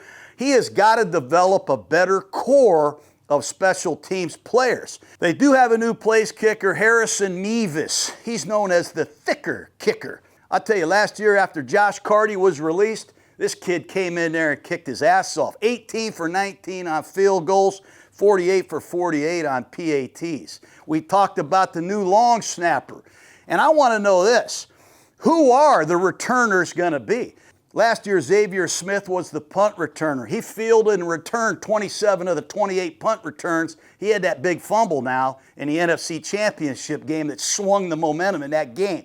Will he be the punt returner? Hell, I'm hearing he might use Kyron Williams, their superstar back, to return punts. Who's the punt returner of the Rams? I want to know that. They got an excellent punter in Ethan Evans. You know what college he went to? Wingate. Where's Wingate, Clay? Everybody knows it's in Charlotte. He's a good punter. And if you go back to special teams, don't forget that Philadelphia Eagle game. Josh Carty has back-to-back field goals blocked. Eagles win on a walk-off run back for a touchdown. Are you shitting me? They miss an extra point on Thursday Night Football against the 49ers. God, that'll break your freaking heart. And then, how about playing Seattle? They got a 30-14 lead. They punt the ball, and Rashid Shaheed takes it to the house, ignited that Seahawk comeback. So obviously, special teams improvement is a big story to watch for this LA Ram team. There's a lot to unpack with the LA Rams. This is an exciting offense with some high-profile additions on defense. Let's get into their offense. Okay, let's talk about the Rams offense. As an old offensive coach, this is the most fun tape I have out there to watch these days. I mean, they have every single starter returning from last year's #1 ranked offense. Think about it. #1 in scoring, #1 in total, #1 in passing offense, 7th in rushing offense. They got everybody back. That's saying something. Another credit to Les Snead, the general manager of the Rams. Incredible production. You got a quarterback that threw for 4,700 yards and 46 touchdowns. You got a receiver, Puka Nacua, who had 129 catches. He led the NFL with 1,700 yards. You got another receiver, Devontae Adams, who led the NFL with 14 touchdowns. You got a running back in Kyron Williams, who's over 1,300 yards in all-purpose yards for the 3rd straight year. You got a young offensive line with all 5 starters back. They graded out as the 2nd-best group in Pro Football Focus's book. And then you throw that out there. Now they're using 3 tight ends at a time. They have this package of plays out of 13 personnel, 1 back, 3 tight ends, that really took the NFL by storm last year. We'll get into that in a second. But you start talking about production, I start thinking about the greatest show on turf. You remember the Rams, 1999 to 2001? Kurt Warner, Marshall Faulk, Torrey Holt, and Isaac Bruce. Good God. They had Azakim in the slot, Ricky Prohl. If you want to say Azakim or Ricky Prohl, I would say, shit, that's really something. Roland Williams, Ernie Conwell at tight end. They put it on you, man. They averaged 30.5 a game, 395 yards a game, and Kurt Warner threw for almost 270 a pop. And you're telling me that this Ram team is as productive or better? Well, think about the greatest show on turf. They played 3 receivers at a time. I just mentioned them. This Ram team, beginning week 9 against the Jaguars, they got out of 11 personnel, 3 receiver sets, and went to 13 personnel, started playing 3 tight ends at a time, and still had this kind of production. So it's going to be interesting to see which direction Sean McVay and his new offensive coordinator, Nate Scheelhaase, go. Who is Nate Scheelhaase? He's 35 years old. He was a really good quarterback in college at Illinois. He was an offensive coordinator at Iowa State, coaching quarterbacks, pass game coordinator.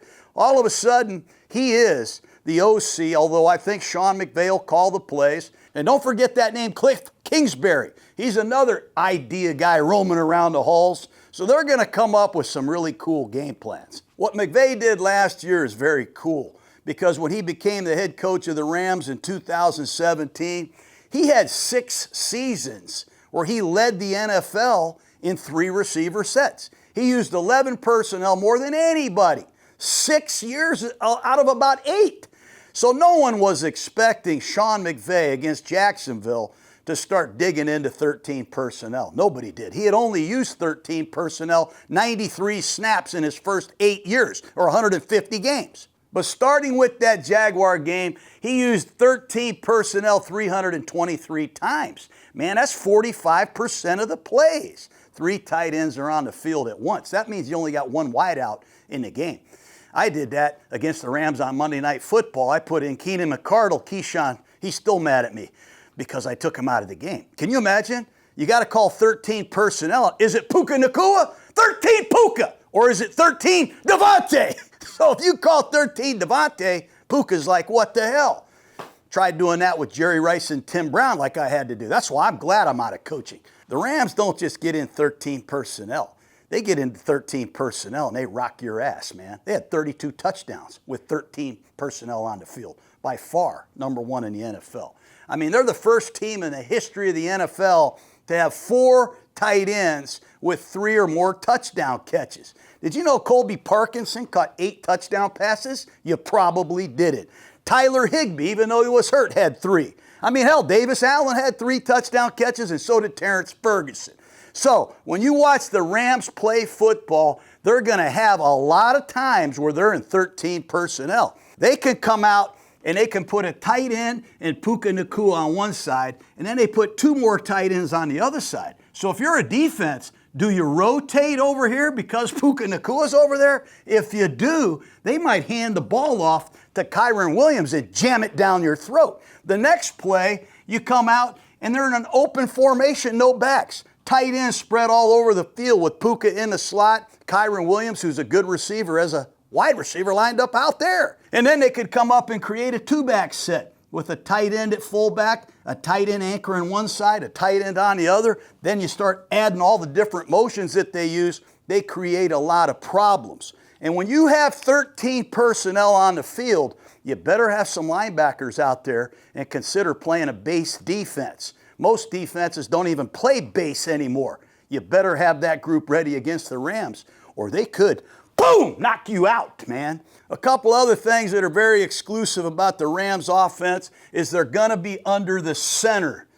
We won our Super Bowl 37 every single snap, 100% under the center. We'll be the last team to win a Super Bowl with 0 snaps in a gun. I say that as much as I can. The Rams, they lead the NFL with under the center snaps. Matt Stafford, 58% of the time is under the center. That's a lot more than everybody else.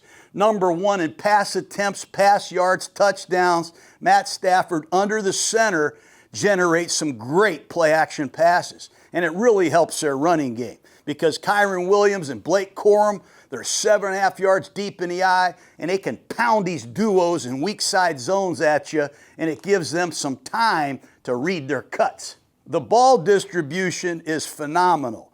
They're balanced. They can run it, they can throw it, but they have 7 guys on their team with 3 or more touchdowns. I've already told you about the 4 tight ends, but Kyren Williams has 3 touchdown catches. Devontae has 14, Puka has 10. They got guys that can hurt you from all over the field. They use a lot of motion, 65% of the time. That's top 5 in football. And 45 of the Rams' touchdowns, they're using motion. They're doing it to get Puka Nacua free. They're forcing rotations. They're helping Stafford see the coverage. They use it for good reason, and they get great results. They lead the league in play-action passes, partly because they have a very good running game, partly because they have a lead in a lot of these games. But 36% of Matt Stafford's passes are play-action passes. Hard, down the field daggers to Puka Nacua, bootlegs where they move the pocket. But they lead the league, 214 attempts are play-action passes. That's number 1. Number 1, 144 completions, 20 touchdown passes, just 1 pick. So they move the pocket, they use play-action passes better and more than everybody in football. And everything looks great because they got the man playing quarterback, Matt Stafford. What I love the most about him is his 4th quarter dominance. I mean, when shit gets really, really hard, 4th quarter, he has a 119.7 QBR, best in football. 13 touchdowns, 1 pick. This guy loves pressure. Some quarterbacks feel the pressure. This guy applies the pressure, and especially in the 4th quarter. Blitzing Matt Stafford, it's not a good idea. 32 touchdown passes, 1 pick. 0 coverage, let's bring the house, 20 touchdowns, no picks. So if you're a defensive coach and you're listening to me, you might not want to blitz this guy. But when you sit in a room and you're looking at the gold jacket quarterbacks, Marino, Favre, Drew Brees is going in this week, all the greatest, Joe Montana, Tom Brady, you are really in awe of Matt Stafford's cannon. This guy can freaking rip it, man. He has awkward deliveries. His eye manipulation, a touchdown pass he throws against the Tampa Bay Bucks is incredible. I swear he's looking at Clay like this, and he threw a sidearm underneath the rusher, and he hit the guy right in the throat. This is the greatest throw I've ever seen. He has that. He has touch. He can throw it on the move, and he is the king of quickness. And there's 3 kinds of quickness. Mental quickness, he's number 1. Arm quickness, number 1. And I tell you, body quickness, woohoo! He can get out of the way and throw it. I love this combination of quickness. But think about this. It's his 18th season. And I thought Sean McVay did an unbelievable job in training camp last year. Remember when he had a back problem? Rested him. And he kept him away from the facility a little bit in the offseason. Some of that stuff gets monotonous. He's got a grown family. Let him spend some time away from the game. It's been a long season. And he showed up fresh. His arm was fresh, his body was fresh, his mind was fresh, and it really paid off for the Rams. And while he's gone, while you're resting him, how cool is it to say, hey, Ty, get in here, and have Ty Simpson watch Matt Stafford during this process? It's got to be very beneficial to this young trigger. You know, what never gets talked about with the Rams is their running game. Kyren Williams, no one realizes this. He's the only guy in the NFL to have 1,300 yards or more from scrimmage 3 years in a row. Matter of fact, no Ram has ever done it. Not Marshall Faulk, not Eric Dickerson, not Steven Jackson, not Todd Gurley, Kyren Williams. That's what kind of rare air this guy is in. He's a 3-down back, 36 catches, 280 yards receiving, 3 touchdowns. And he has 1,250 yards rushing and 10 touchdowns. And he is a hell of a goal line runner. Matter of fact, 10 touchdowns inside the 5. BYOB, man. Be your own blocker. If you're unblocked in the hole, he'll get through you, man. He'll knock your ass over into the end zone. This guy has big playability, and he also has a short yardage goal line running mentality that is very, very impressive. But you know what I love about him the most, Jake? Is his blitz pickups. I've seen Kyren Williams 108 times last year pick up blitzes. I think he got beat one time. He might have missed one in the playoffs against the Rams. But this guy knows who to block, he knows how to block, and he can't wait to block your ass. This is a hell of a Ram, man, who doesn't get the credit he deserves. They also got another back named Blake Corum. He's out of Michigan. I try not to say that much around Portnoy, but this guy is running his ass off. 746 yards, over 5 yards a carry. Hell, Corum, 23 carries of 10 yards or more. It's like tag team wrestling, man. These two backs, they push each other, they challenge each other, they cheer for each other. It's a really cool scene to watch, man. But they run the ball to the strong side more than any running game in football. That's where the tight end is, the strength of the formation. And they run the ball inside between the tackles as much as anybody in football. And when your back is in the dot, 7.5 yards deep, it's not one of these bullshit RPOs either. They're running duos, inside zone, outside zone. They have a hell of a line coach, a hell of a running game, and they got 2 great backs. The Rams are the only team with 2 backs to rush for over 700 yards, over 6 touchdowns, and over 4.8 yards per carry. That's saying something. So I get excited talking about Matt Stafford and these 2 backs. But ask me what else excites me, Jake. What? Their receivers. Puka Nacua, man. I mean, he's going to be due a big contract. I mean, the guy has 129 catches for 1,700 yards. He leads the league in receptions, but it's not just leading the league in receptions. It's how he's catching these passes. He can run finesse routes, like a choice route, like a little quick slot receiver.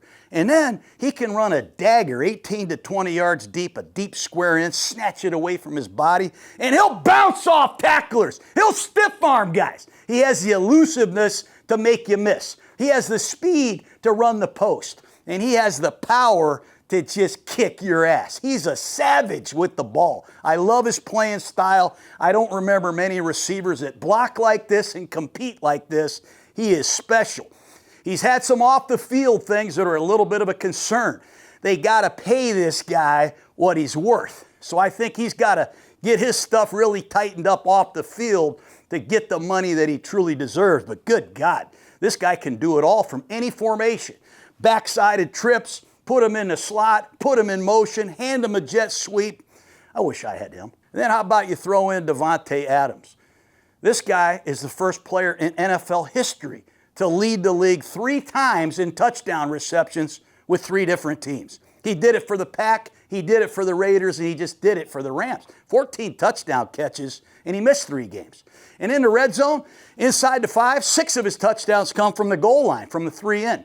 He runs the one-step bullet slant, touchdown, and as soon as you play inside technique, he takes it to the fly and kicks your ass at the high point fade. And then he runs the back shoulder fade. And you can't stop all 3. Matter of fact, with his quickness and his late hands and his twitchy eyes and hand combination, you can't cover this son of a bitch. He is unbelievable. They complement each other. Puka Nacua, 93.5 yards a game. That's number one in NFL history. That's what a go-to receiver is supposed to do. But they both make contested catches. They both have premier releases at the line of scrimmage. And they really, I think, feed off each other like Corum and Williams do in the backfield. But who is the third receiver of the Rams? That's the big question. They have 4 or 5 different candidates, and I think that's the only real question mark. Do we have enough receivers to get on the field to play 12 or 21 personnel? They have Jordan Whittingham. He got 18 catches, 170 yards. He's a very good blocker. They got Xavier Smith. He's a good punt returner. I know he had to fumble against Seattle, but he caught 18 catches. And then they got Mumpfield, who had 10 for 92. He's a young guy, and they drafted C.J. Daniels out of Miami. So those 4 guys are in camp competing for the number 3 spot. They're also competing with these tight ends to get on the field. They have 4 legitimately very good tight ends. Colby Parkinson, Tyler Higbee, Terrence Ferguson, and they have Davis Allen. And when they get into 13 personnel, they play 3 of these men at a time. And Davis Allen, he's in there all the time. When they're in 13, Davis Allen, he's in there to block. He does have some red zone receptions for touchdowns, but Davis Allen is the blocker. He's the guy that they need in the core to pass protect and do some dirty work. They also use Parkinson as an all-purpose guy. He had 8 touchdown catches. He's a really good player, and he's 6'7". And then this Terrence Ferguson, man, I circle him because he's a joker. He can play tight end, slot, wing. He can go out wide, and he is fast. And they throw him down the field shots. He had 5 vertical receptions for 144 yards, a couple big touchdowns.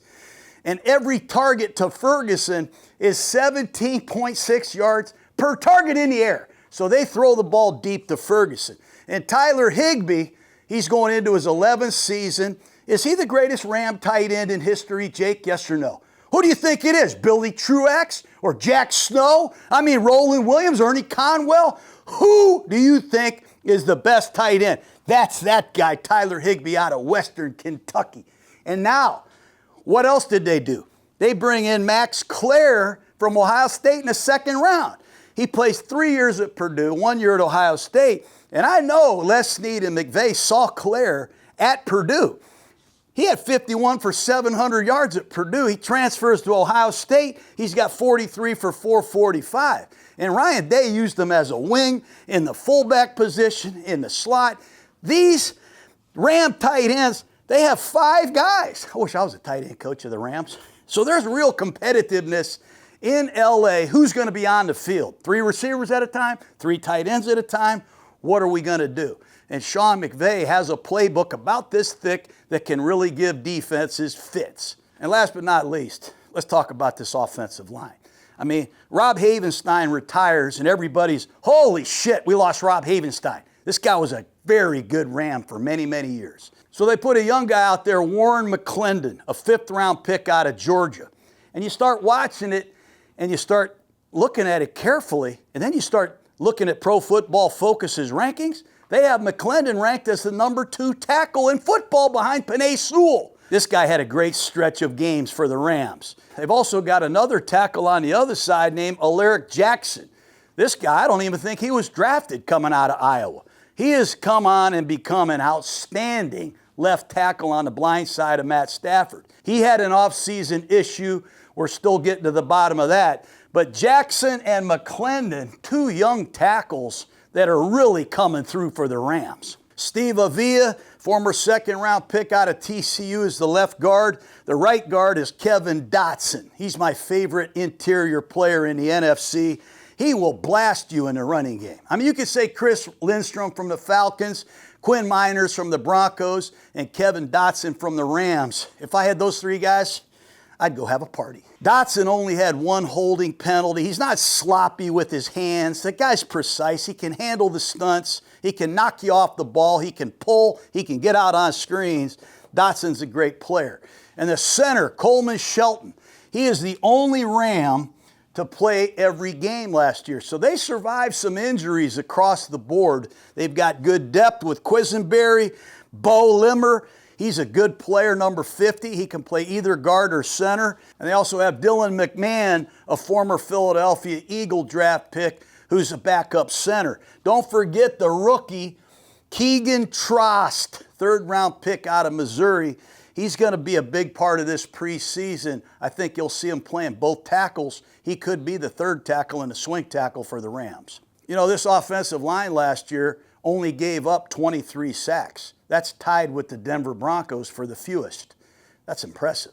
They know they've got to protect their 38-year-old quarterback. Not only are they good at it, they have a lot of pride in it. Love this offense, and I love the design and the potential to attack you in many different ways. If you're an opponent of the Rams this year, you better have a good week of practice and one hell of a game plan. Okay, let's talk about this Rams defense. Defensive coordinator Chris Shula did an excellent job last year. Matter of fact, he interviewed for a couple different head coaching jobs. So keep an eye on Chris Shula. They were 10th in the league last year in scoring defense, 17th in total, 12th against the run, 19th against the pass, and they took the ball away 26 times. They had 47 sacks last year. That's 7th in the league without Myles Garrett. But I think as good as these numbers are, and they are good, you got to really look at your defense against the best offenses in football. And after watching the Rams against Seattle, they played them 3 times, and the 49ers twice, that's 5 games. They gave up 405 yards a game in those 5 games. Against the other opponents, they gave up 313 yards a game. So to measure your defense, I always start with, let's see how good they are against the world champions. And they weren't very good against Seattle or San Francisco. So with that said, they had a lot of young players last year. We talked about they were the cheapest defense. Well, not anymore. They went out and they made some key acquisitions, and they re-signed some key players to big contracts. I mean, this was an inexpensive defense a year ago. How about adding Myles Garrett, 4 for $160 million? How about giving Trent McDuffie 4 for $124 million? They gave Nate Landman a 3-year, $23 million extension. They brought back Cam Curl, 3 for $36, and they brought back Quentin Lake, 3 for $36. How the hell do they get all these guys, man? Is there a salary cap? Gee, many Christmas. Last year, when you look at the Rams defense, it really is incredible how much dime they played. 4 down linemen, 1 linebacker, and 6 DBs. They did that a lot using Jalen McCullough as a linebacker. He's really a safety. But they played 32% dime, 6 defensive backs that led the league. They had 4 games where they played over 40% dime. That's a lot. So if you come out in 11 personnel against the Rams, 1 back, 1 tight end, 3 wideouts, they're going to play dime 44% of the time. That's 10% more than anybody else. And that could impact your run defense. And last year, the Rams were 19th. They gave up 4.3 yards per carry. I think that's an area the Rams got to take a good look at. Can we stop the run better at a real high level so we can really get some at-bats for these great pass rushers? That'll be key. And can they stop the run with all these DBs out on the field? They play a lot of zone coverage. Chris Shula and his staff, 80% zone. That's the 4th highest amount of zone. They don't blitz a lot, just 21%. That's the 4th lowest amount of blitz. So a lot of zone, not a lot of blitz. But when they play zone, man, they play a lot of different kinds of zone coverages, and they do a really cool job of disguising coverage. In Tampa 2, you got somebody running down the middle. Against the Rams, you don't know who's running down the middle. They might use a free safety. They might use a nickel back.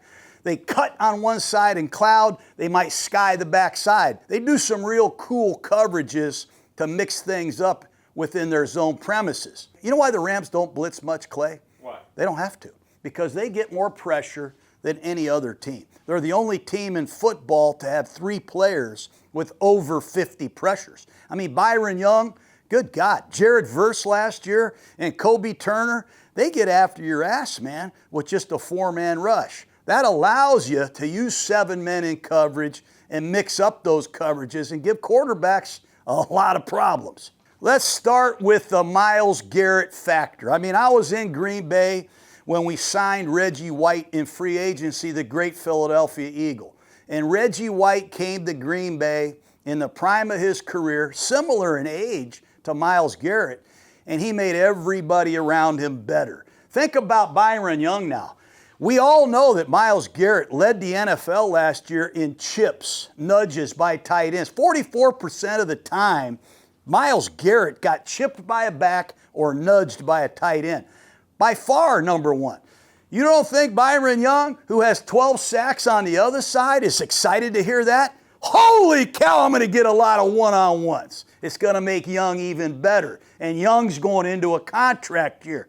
Good God. The other thing with Myles Garrett is now he's going to be playing in money games. I mean, in Cleveland, hell, they were 0-17 his rookie year. I mean, their one-loss record in Cleveland was not good.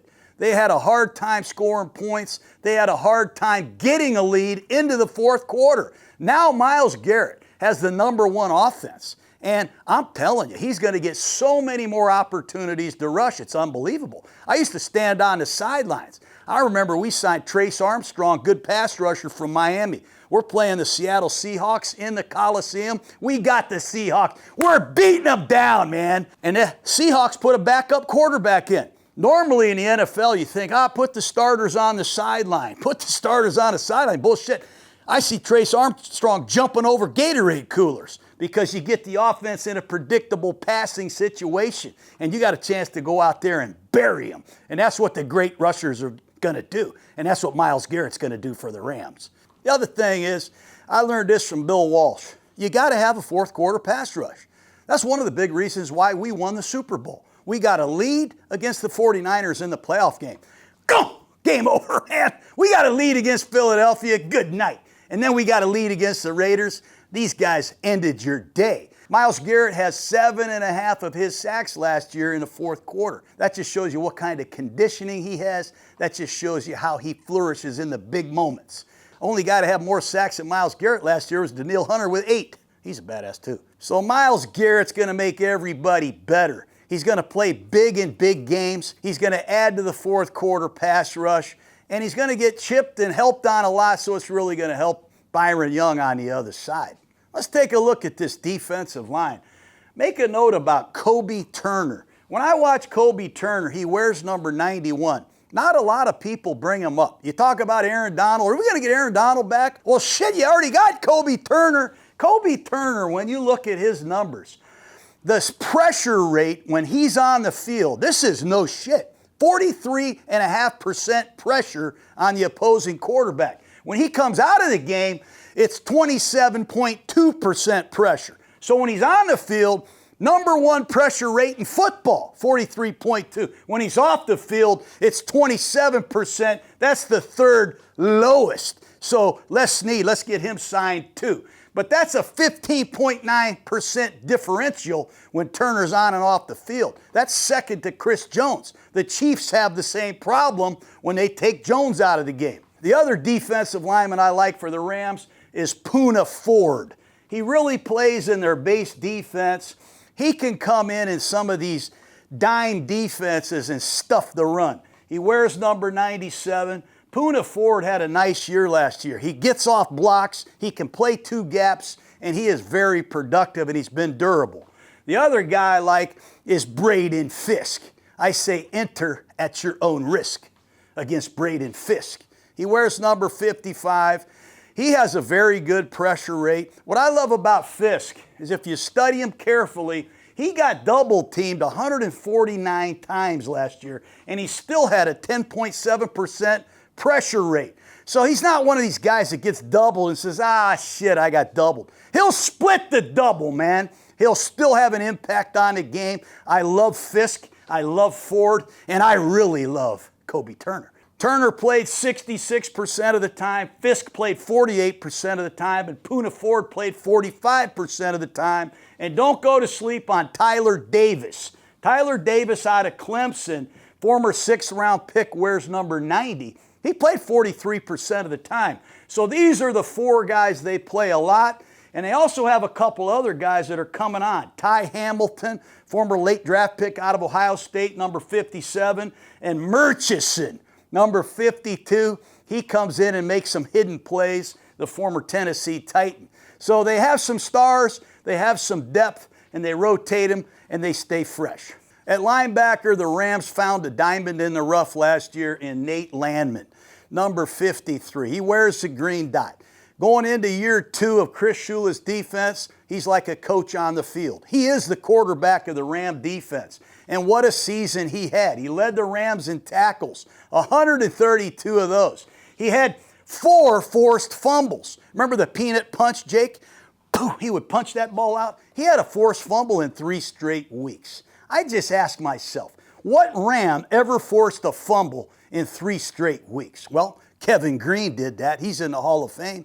Hey, Leonard Little did that. And so did O.J. Atogwe, you Ram fans. But this Landman, I call him, 2.5 sacks, 2 fumble recoveries, an interception, and he got a 3-year, $22.5 million extension.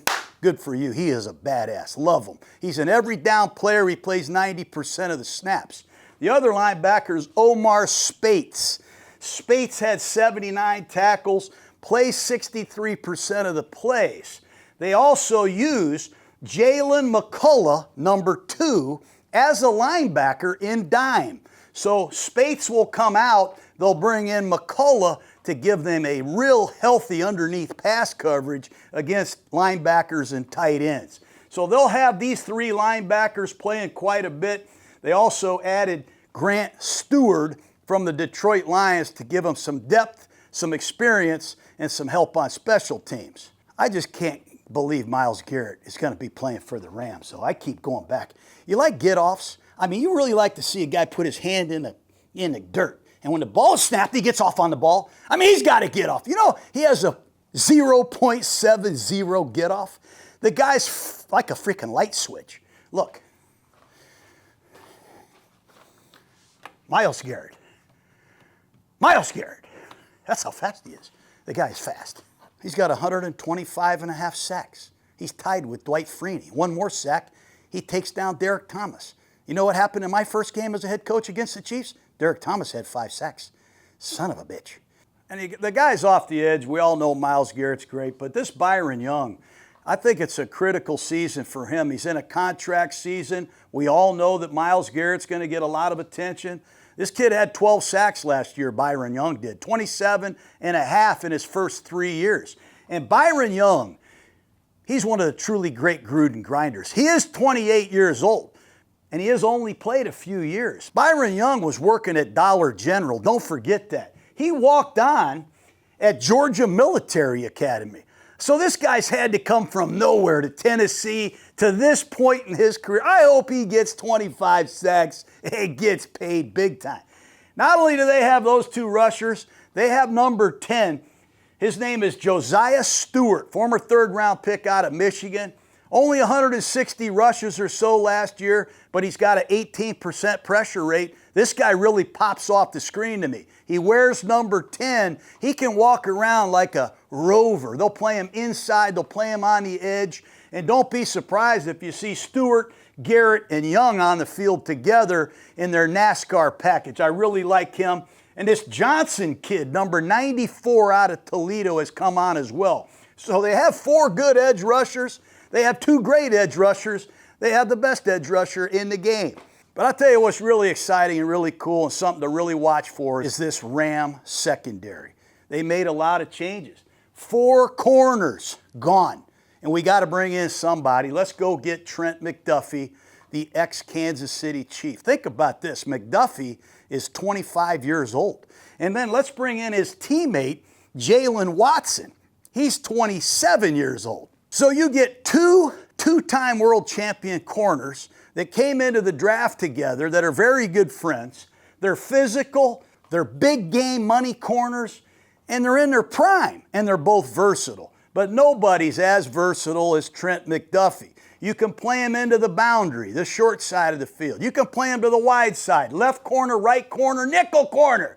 The guy can play. He's an excellent tackler. He doesn't have all these interceptions. I think he's just got 3 career picks. but he's an excellent blitzer, 5.5 sacks. He's excellent against the run, and he's very good in coverage. And he is a great guy, and he's from LA, man. He played at Washington. This guy's going to be a real home run for the Rams. Very much like Jalen Ramsey, who they traded for in 2020. He can do multiple things in Chris Shula's defense. He's all-pro in 2023, second team all-pro in 2024. The guy can really get it done. And I really like Watson. You know, when I study the Chiefs, I see a corner make a great play. I assume it's McDuffie. Hey, that's got to be no, God, it's Watson. Jalen Watson, I know Les Snead saw the same thing. He played 868 snaps last year, his first year as a full-time starter, and he had a lot of production. He had 2 interceptions, 6 PBUs. He had 67 tackles. He's good down the field. He's got good quickness. He can play cloud coverage and roll up on somebody. He can play man. He can play press. He is an excellent corner with good length. So they have 2 new starting corners that are experienced badasses. And let's be honest, in those games they struggled against Seattle and San Francisco. Having these 2 guys out there might really help them. And what's really going to help them is the return of Quentin Lake. He plays the star position. I ask myself, what the hell's a star? Well, he can play nickel and be the 3rd corner and go in there and handle all the runs and jet sweeps and run fits. He can cover quickness. He's a badass. He's a captain. They got Quentin Lake back, and he can play nickel in their sub package. He can also go back there and play safety in their base defense. He's a star. So they got Quentin Lake back, and then they got Cam Curl re-signed. Son of a bitch. You look at number 3 for the Rams, 122 tackles, second on the team. Hey, that's a career year for Curl out of Arkansas. He has 2 sacks, 2 picks, and a partridge in a pear tree, man. He played 1,100 snaps. Curl and Lake, 2 big contract extensions in the offseason. And they got another safety now, Cam Kinchins, the kid out of Tennessee. He played over 800 snaps, has 81 tackles, 2 forced fumbles, 2 interceptions. He got Sam Darnold. They have a very good perimeter defense with these corners, these safeties, and Quentin Lake. I mean, this guy hurts his elbow, dislocates it. He comes back and plays. He's tough as shit. This guy's a hell of a player. I love Lake, love McDuffie. Really feel the rise of Jalen Watson and Cam Curl and Kinchins with the landman and this pass rush. No wonder the Rams are the favorites to win the Super Bowl. Last tidbit I got for you. You know, my friends at DraftKings had the Rams 8-1 to win the Super Bowl. As soon as they traded for Myles Garrett, now they're 6.5-1. So great players can really turn some of these tight losses into wins. Oh, but remember, odds are always subject to change. Do I have to throw that in all the time? Everybody knows that. Anyways, let's go look at the Arizona Cardinals. All right, let's talk about the Arizona Cardinals, man. There's a lot of optimism to start the season. Everywhere in these training camps, everybody's undefeated. But let's get the negatives out first, and then let's get into this Arizona Cardinal football team. This is a struggling franchise, no doubt. History says they're struggling the most of all the franchises. I mean, take a look at this negativity. Since the expanded schedule began, the 16-game schedule years ago, I think it was 1978, Arizona has more than twice as many 10-loss seasons as they do 10 victory seasons. They've got 25 seasons of 10 or more losses. They've only got 9 seasons of 10 or more wins. That's not a good start to this conversation. They ended the season last year on a 9-game losing streak, and that's tied for the longest losing streak in Arizona history. They also did that in 2012. They also lost 14 games last season. They only won 3. 14 losses is the most losses in Arizona Cardinal history. My voice is getting sadder and sadder and sadder. They've lost 13 or more games. Look at this, in 3 of the last 4 seasons. So they have not been doing well. They've only got 7 playoff victories in their franchise's history. And when you look at it, it's been 78 years since the Cardinals won a championship. That's the longest drought in NFL history. But They hired a new head coach, Mike LaFleur, former offensive coordinator of the Rams. We'll talk about him in a bit. He's 38 years old, and he is the 12th coach of the Arizona Cardinals. None of his predecessors lasted more than 6 years, so he has his work cut out for him. The general manager is Monty Ossenfort, and he interviewed 14 coaches. You know, some of these interviews, they call them interviews, they're on Zoom channels. He had 6 interviews in person, and he liked Mike LaFleur, and he comes from the division. 3 years with Sean McVay as the offensive coordinator in L.A. He has experience with his brother, Matt LaFleur, head coach of the Green Bay Packers. So it's an offensive coach bringing new ideas and a fresh start to a franchise that needs it. Let's see who's coming to help this franchise. They had to make some roster changes, no doubt about it. In the draft, they took Jeremiah Love, home run hitter running back out of Notre Dame. He is a big-time playmaker, and he can catch the rock. In the second round, they took Chase Bisontis, who played guard and a little bit of tackle at Texas A&M, solid player. They got Carson Beck from Gruden's QB class in the third round. Will he become a starter? Will he be the future of the Arizona Cardinals? He's going to wear number 19. Can't wait to see him. They took Caleb Proctor, a defensive line from Louisiana, in the fourth round. They took Reggie Virgil, a wide receiver out of Texas Tech in Miami, Ohio. They got him in the fifth round. They need help at wide receiver. In the sixth round, they took Carson Sherrar, a linebacker from Iowa. And in the seventh round, they took Jaden Williams, an offensive tackle from Mississippi.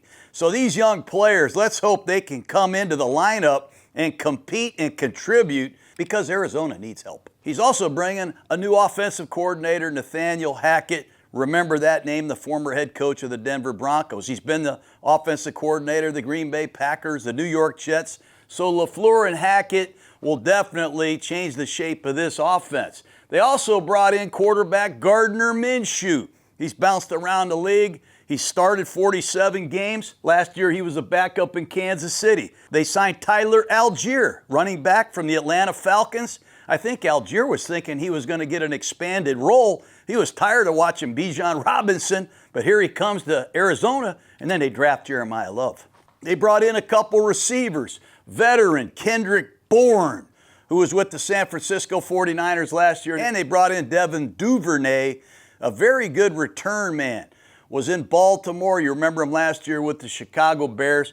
And they brought in right tackle Elijah Wilkerson. Wilkerson started all 17 games last year for the Atlanta Falcons.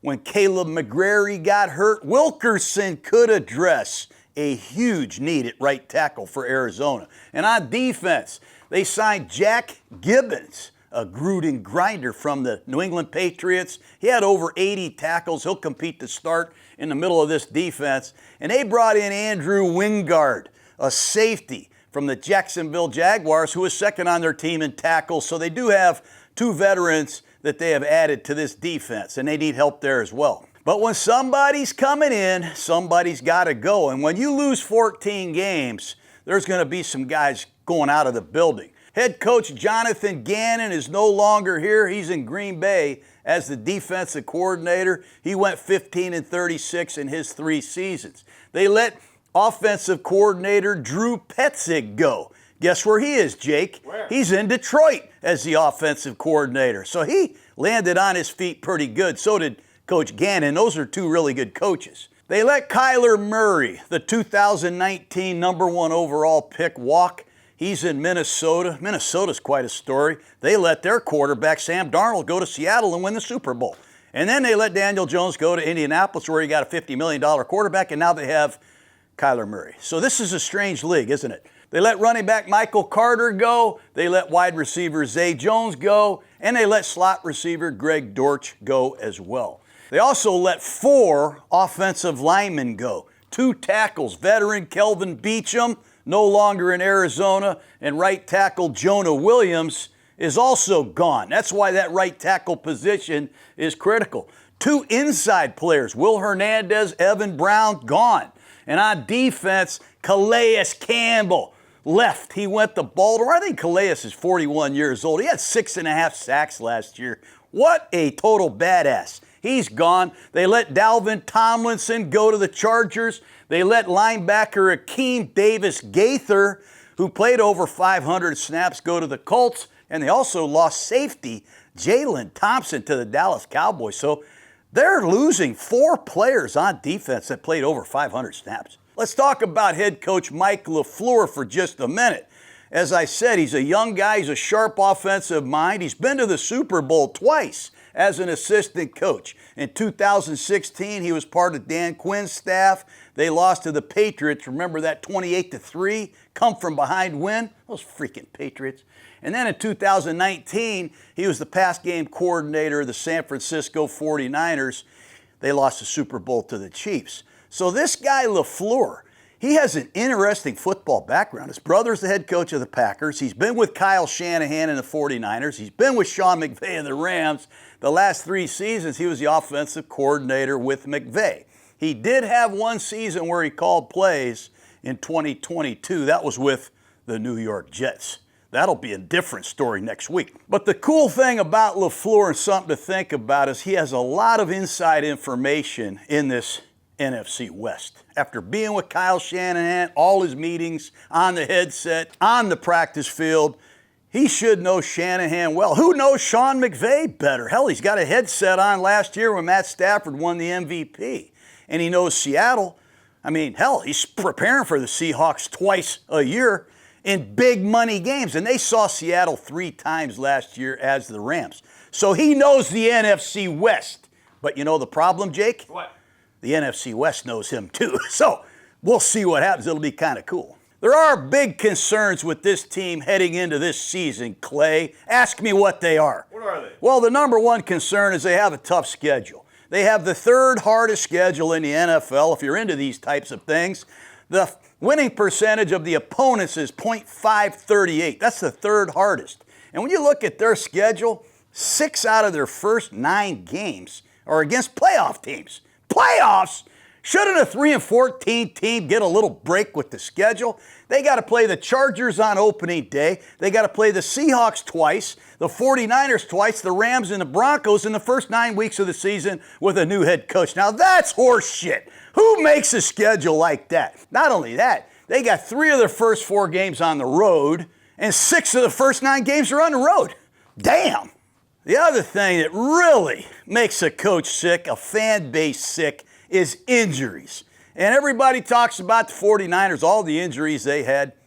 How about the Arizona Cardinals? They had more injuries than anybody, including the 49ers. They led the NFL in injuries. They had 32 men get hurt, and they missed 303 games. I looked it up. I had to do it. Kyler Murray, you can say whatever you want. He missed 12 games. They gave him a $250 million contract. They had James Conner, 1,000-yard running back 2 years in a row. He misses 14 games. Marvin Harrison misses 5. Paris Johnson, their left tackle, misses 5. First-round pick Walter Nolan, defensive tackle, misses 11. Mack Wilson, their leading tackler linebacker, misses 9. Garrett Williams, maybe the top nickel corner in the NFC, arguably misses 7. Will Johnson, rookie corner from Michigan, misses 5. Hell's Bell, Sean Murphy, Bunny, he missed the entire season. He got hurt in a softball game before the season even started. So, where are we with these injuries? And I ask you this, what does PUP stand for, Jake? Physically unable to perform. That means you're not ready to start training camp. And 4 guys showed up in Arizona at the start of camp, not ready to go. Josh Sweat, we'll get into him in a minute. He came into Arizona with Jonathan Gannon, who coached him in Philadelphia. He had a hell of a year. He reported with a knee injury. He wasn't there for the offseason program. What is going on with our best player on defense? Garrett Williams, he had the Achilles. He's still on the mend. We need him back. Paris Johnson showed up, our left tackle. He still has knee soreness. And Tip Ryman, our big blocking tight end, is also on PUP. The turnover ratio last year in Arizona, they were -2. They only took the ball away 19 times, and they gave it away 21. That's middle of the pack, 15th. That's got to improve as well. Special teams, there are some interesting things going on there. They have a battle at the place kicker position. If you're a Cardinal fan, remember this. They have Chad Ryland. He was excellent in 2024. Ryland made a lot of field goals, but last year he was just 25 out of 33. And if you're a Cardinal fan, you probably remember he was missing a lot of those to the right. So they have ex-Ram Josh Carty competing with him during training camp. Carty was signed last December, so keep an eye on the place kicking battle in training camp. They also have Blake Gillikin back as their punter. Gillikin's a good punter, but guess what happened to him last October? He hurt his back, and they had to put him on IR. I mean, they got their punter hurt. They got everybody hurt. And then I just saw they've already got their 4th-round draft choice, Caleb Proctor's out for the year because he got hurt in the offseason program. What the hell's going on out there? So the big issues as we head into the offense and the defense is what's going on at quarterback. Jacoby Brissett, he's 33. He held out of the offseason program looking for a new contract. Well, they have a new coach, a new coordinator, and a new system. Now, that's a great time to miss the offseason program. And they were last in the league last year, running the ball only 34% of the time. So let's sign Tyler Algier to a $12 million 2-year deal, then draft Jeremiah Love with the 3rd overall pick, and bring back James Conner, who had 2 1,000-yard seasons, bring back Trey Benson and sign Bam Knight. Are we going to run the ball more than 34% of the time? It's just kind of a strange offseason. Are these injured players, all these guys in the secondary, all these players, are they going to return this year? Did we freaking solve the injury mystery? How do we prevent these injuries? They got a new head coach, a new offensive coordinator. They got kicking issues. Other than that, the Cardinals are here to stay. Let's get into the offense. Okay, let's talk about this Arizona Cardinal offense. Mike LaFleur, the head coach, I think is going to call the plays. Nathaniel Hackett, the ex-Bronco head coach, is the offensive coordinator. He's very capable of calling the plays as well. The last time LaFleur called the plays was with the New York Jets in 2022. Everybody's rushing out right now to see what the Jets' offensive statistics were. They weren't very good. He had a young quarterback, Zach Wilson. They had Mike White playing quarterback. They signed Joe Flacco late. It was a tough season for LaFleur in New York. But he rebounded. He landed with the Rams. They put together a splendid offensive attack with balance, great play action passing, and he was with Sean McVay for 3 years. And I know this. He learned how to talk to a quarterback. McVay does a great job during the week listening to Matt Stafford. There's a lot of trust, communication on what Stafford likes, his input in the game plan. But he also hears McVay talk to Stafford on game day. And that's really helpful, I think, as LaFleur gets his opportunity of a lifetime, and I hope he crushes it. But you know, when you got that quarterback to coach, walkie-talkie, where you're talking to the guy, he can hear you up until 15 seconds before the ball is snapped. I'm not just saying, hey, trips right, 76, zap X out, heads up for a blitz audible. I mean, you can give these guys tons of information and reminders. And I think LaFleur, at 38 years old, after being with the Falcons, after being with Shanahan and San Fran, being with McVay and his brother Matt, he's ready to go to do a hell of a job. You will see. So this will be a new offense. This will be a new play caller. Hopefully they get new results, because last year Arizona really struggled to score. They were the only team in the NFL to not score 28 points in all 17 games.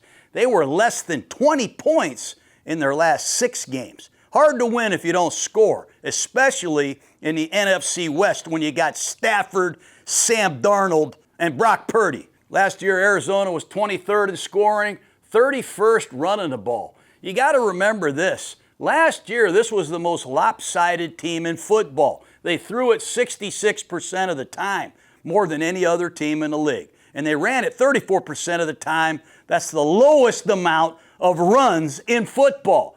And they did that for a reason. Their defense was bad. Their defense couldn't get off the field on 3rd down, so the offense is on the sideline forever. and their defense gave up almost 30 points a game, so they were behind all the time. That's a recipe for disaster. There was too much pass protection, too many predictable passing situations, and they had to go out there with suspect protectors, man. This was not a real good offensive line, and they were going up against some specialized pass rushers. How would you like to play Seattle twice, the Rams twice, and the 49ers twice with 2nd and 11 and you're down by 13?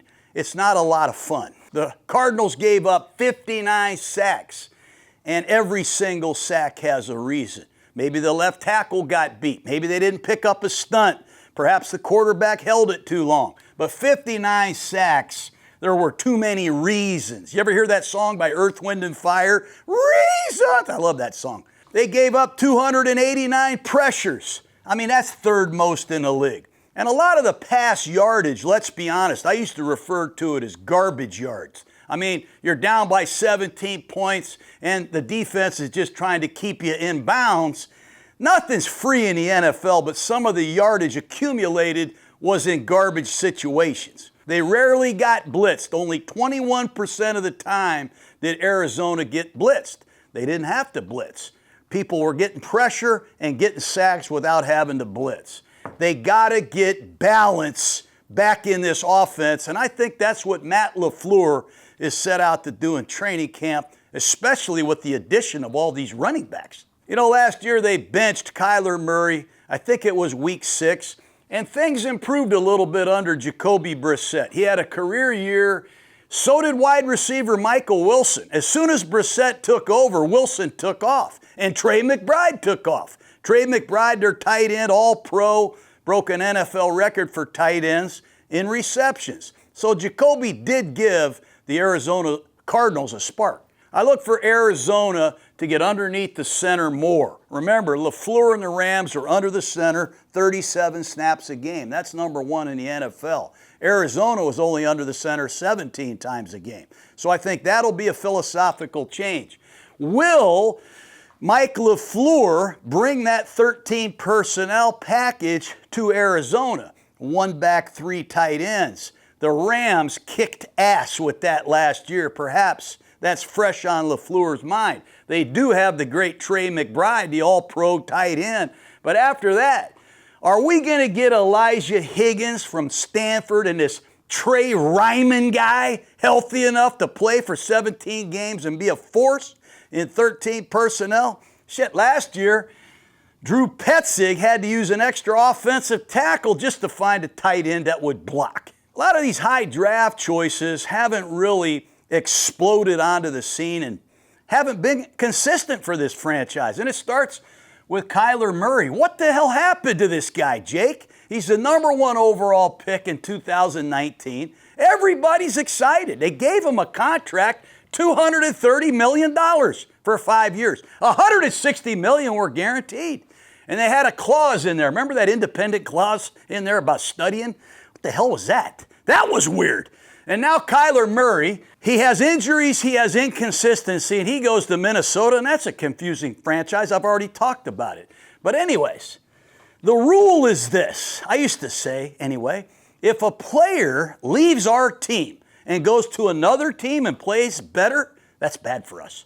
If we bring in one of their players and he plays better for us than he does for them, that's good for us. If Kyler Murray plays great for Minnesota, Arizona should really be pissed. Kind of like Minnesota should really be pissed for letting Sam Darnold leave the building and go win a Super Bowl. Woo! But let's not talk about water under the bridge. Where is Arizona going with their quarterback situation? It looks like they've turned to Jacoby Brissett. He's 33 years old. He's been around, you know. He's been an opening day starter for the Patriots. He's been an opening day starter for the Indianapolis Colts. He's been an opening day starter for the Cleveland Browns. He's got a lot of statistical work in the NFL. The only thing Brissett really hasn't done is been around a lot of winning football. He's 20-45 in his 65 starts, and it's not all his fault. He's coming off a career year. He threw for 3,366 yards, 23 touchdowns, had a 94-1 QBR, but he went 1-11. And that's got to piss him off. I know it ticks off Arizona fans. It ticks me off. I'm just standing here. You know, when he took over after week 6, I mean, the guy was second in the league in passing yards, third in the league in passing touchdowns, number 1 in attempts, number 1 in completions. He was also number 1 in sacks because he was running for his life. Only Justin Herbert got pressured more than Jacoby Brissett. I mean, Brissett completed 47 passes in one game against the San Francisco 49ers, week 11. No one's ever completed 47 passes in a game. So the guy does have talent, he's got experience, he's got mobility, and he's got leadership. But what's confusing is he misses the whole offseason. His contract called for $4.8 million, and he was on the last year of his deal with only $1.5 million guaranteed. And then they go out and sign Gardner Minshew to a 1-year, $5.2 million contract. Now explain that to Jacoby Brissett and his agent. So he holds out, now he's back. He got the 1-year, $15 million deal with a chance to make $20 in incentives. But he will have to compete with Minshew. I know Minshew. He's been in here. He is a competitive guy. You can say whatever you want about him. He's thrown for 12,000 yards. He's a 63% passer, and he's thrown 68 touchdowns, 35 picks. His last time as a full-time starter was with the Raiders in 2024. He went 2-7. He threw 10 picks and just 9 touchdowns. But he has mobility. He was an opening day starter for the Jaguars, an opening day starter for the Colts. He's another guy with experience and leadership, and he's got some fire in his belly. He only played 4 games last year with the Kansas City Chiefs. 1 start after Mahomes got hurt. But guess what happened to him? He got hurt on the 3rd play of the game. It just seems like everybody associated with Arizona has some kind of injury. And finally, we'll talk about Carson Beck, because if I'm an Arizona fan, I'm wondering what the hell are we doing at quarterback? We know about Brissett. We know about Minshew. Here's Carson Beck. He played a lot of college football, 43 starts. He threw for almost 12,000 yards, 88 touchdowns, 32 interceptions. He took Georgia to the playoffs. And if you watch his performance in 2023 at Georgia, his first year as a starter, you say this is a big-time quarterback. He did have the arm injury, the shoulder injury. He did transfer to Miami. He had to come back, learn a new offense. He helped the Canes get to the college football championship game. But everybody's talking about his completion percentage, 72%. The only guy I know in college football with over 400 attempts and over 72%, and did it twice. That's the kind of accuracy he has. But look at that Hurricane season last year and ask yourself why he's in the 3rd round. A lot of people, they look at the 13 wins that Miami had. He threw 27 touchdowns and 5 interceptions. Remember, each of those losses ended on a last-second interception. In those 3 losses, he threw 7 interceptions and just had 3 touchdowns. Louisville, SMU, and Indiana. That's what everybody's saying. But I like Beck. I think he's got some stuff that's going to make this an interesting preseason. But remember with Beck, every interception has a story. And if you watch Gruden's QB class, you might find out all these interceptions weren't his fault. All right, let's talk about this Arizona run game. Last year, we've already said they only ran it 34% of the time. How the hell do you run the ball when you're behind all the time? Well, this year they have got to establish a tone, and I think it starts in training camp. That first padded practice. Put the ball down. Hell, have a couple periods live. Jeremiah Love, you're live. Tell the defense to put them on the ground. We have to get some toughness, man, in terms of our running game. Our stances, our pad level, our get off, our finish. Our techniques and fundamentals got to improve, but so does our mindset and our excitement, man, to run the ball with these exciting backs. Shit. You average 93 yards a game rushing? That's 31st in the league. Only the Raiders had less rushing yardage. You had 9 rushing touchdowns. God, that hurts my stomach to think about that. And they're the only team in the league that didn't hand the ball to their running back room over 300 times. So there should be a lot of people pissed off with a lot to prove as they get ready to strap it on here. Now, as soon as free agency starts, they go to Atlanta. They get Tyler Algier. Remember, Algier's a good back. He had over 500 yards. They use him in the tight red zone situations because he is a great finisher. He'll knock the shit out of you. Algier comes thinking he's getting an expanded role. Unfortunately, a few weeks later, they take Jeremiah Love with the 3rd overall pick. But the good thing is Arizona has 2 young, healthy, talented backs that are completely different in terms of their running style. I'll be honest with you, Jake and I went to watch Pitt play Notre Dame at Pitt, and we walked away talking about one guy. Who was it, Jake? Jeremiah Love. He had it on his camera. He's got his little phone down there, and holy shit, Jeremiah Love looked like a tornado on the loose, man. It was the greatest run of the season, if you ask me. Arizona took him. They said he's the best available player. No shit. The guy runs 4.36. He's a highlight reel. He had 2 runs of touchdowns for over 90 yards. He did it against Indiana. Called Boston College. He comes off their goal line like a twister twisting down the road, man. He's fast. He had 21 touchdowns in one single season last year. That's a Notre Dame record. That's where Ricky Waters and Jerome Bettis, that's where a lot of great backs have played. He's done things they didn't even do. 6.9 yards a carry last year. He was 8th in the country. 1,372 yards. He catches a lot of passes. You know, my dad coached running backs at Notre Dame, man. We had Vegas Ferguson, Jerome Evans. I got to meet Alan Pinkett one time. I freaking love Alan Pinkett. Only 3 guys in the history of Notre Dame have had over 1,000 yards rushing, over 16 rushing touchdowns, and caught more than 25 passes. It's only happened 3 times in Notre Dame's history. Once was Alan Pinkett. The other 2, who do you think it was? Jeremiah Love. So you're talking about what looks like a Marshall Faulk type guy. He can really fly, great hands, sharp as hell, and he is a home run hitter, man. Don't compare him to Marshall Faulk. I hear all you people out there, well, I love this guy. What I love the most is he only has 362 touches in the last 2 years. There's not a lot of wear and tear on this guy. I mean, you think about Ashton Genty, he had 364 carries his last year at Boise State. So when you put it in perspective, you're getting an offensive jolt with Jeremiah Love that this offense desperately needs. You want to revive your balance and your running game? Here's the guy to do it. Let's just finish talking about the running backs. They also bring back James Conner. He is one of the great stories in the NFL. He's battled cancer. He bounced around the league a little bit. He waited. He has 2 back-to-back 1,000-yard rushing seasons in 2023 and 2024. He is a leader, man. He is a mentally tough badass. He restructured his deal to stay in Arizona. So he's there in the bullpen. They also have Trey Benson, a very good runner out of Florida State, who's had a lot of injuries. Conner got hurt last year, and then they re-signed Bam Knight. So they have a lot of backs. One of these guys is going to be made available in a trade, but there's competition, there's talent, and there's a new attitude in Arizona, and I can't wait to see what they do with it. The receivers, when you think of the Arizona Cardinals and you think of receivers, well, I think of Marvin Harrison Jr.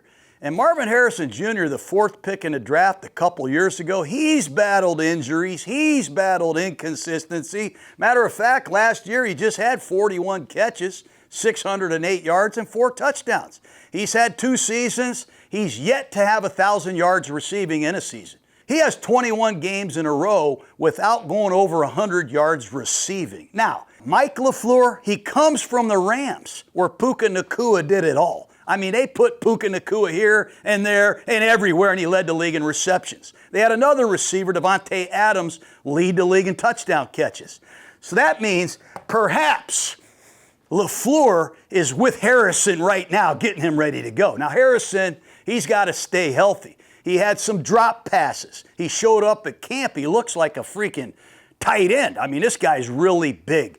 But I'm anxious to see what is the role this year for Marvin Harrison Jr. And will he become the guy they thought they picked at number 4? But ask me who the number 1 receiver is for Arizona when I watch him. Jake. Who? It's this guy, Michael Wilson. Here's a guy that has 50 yards receiving the first 5 games with Kyler Murray. And as soon as Brissett comes in, he's like, let's show these sumbitches. And this kid has over 1,000 yards receiving. This guy's a good player. He's got quickness. He's got twitch. He's good after the catch. He's got excellent stamina. Hell, he caught 15 passes for 185 yards against the 49ers in Week 11. He's durable, he's competitive, he can get the 50-50 ball, and I like this guy's consistency. So Wilson, he's the first Cardinal to have over 1,000 yards since 2015 when the man himself, Larry Fitzgerald, did it, and so did my good friend, Smokey John Brown. I love John Brown. I love Pittsburgh State. And I believe the third receiver is going to be Kendrick Bourne, the ex-San Francisco 49er, ex-New England Patriot. Bourne caught 37 passes, 550 yards. They gave him a 2-year, $10 million deal. He's a veteran. He can play any position, and he can play in any situation. So I do think Harrison, he's got to pick it up 14 notches.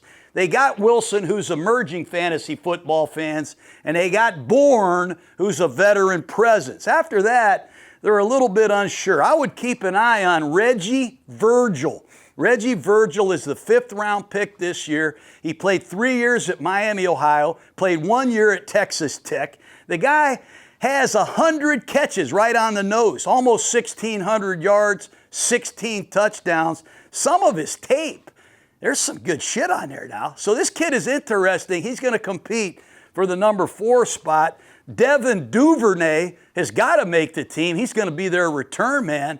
That should improve Arizona on special teams as well. And after that, is it Xavier Weaver? He had 7 catches last year. And I like this guy named Fehoko. He's a guy that's pretty interesting. He's a guy that wears number 80. He's been on the practice squad, on the varsity, back to the practice squad for years. He is a badass. He's tough. Will he make the team? That's something to watch in the preseason. The tight end position, we hit on it quickly. Trey McBride, man. We all know about his statistical success. But when you talk about 126 catches by a tight end, he ain't just playing tight end. He's in the slot. He's out wide. He's coming in motion. He's coming out of the backfield. This guy was the feature horse for them last year. And with Mike LaFleur here, perhaps they use him in the Puka Nacua primary role because clearly the last offensive coordinator, Drew Petzing, he targeted him 169 times. That's 51 more than any other tight end in the NFL. You know, he had 5 or more catches in 16 straight games. So I get done talking about McBride. I love him as a receiver.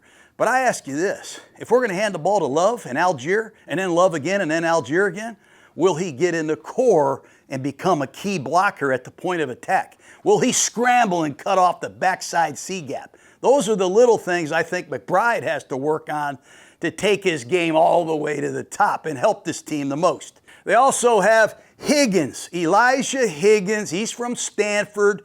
He had 30 catches last year. I'm not questioning either one of these guys' receiving ability. But when I watch him try to run the ball at the end of the Green Bay game, it's very disappointing. Poor pad level.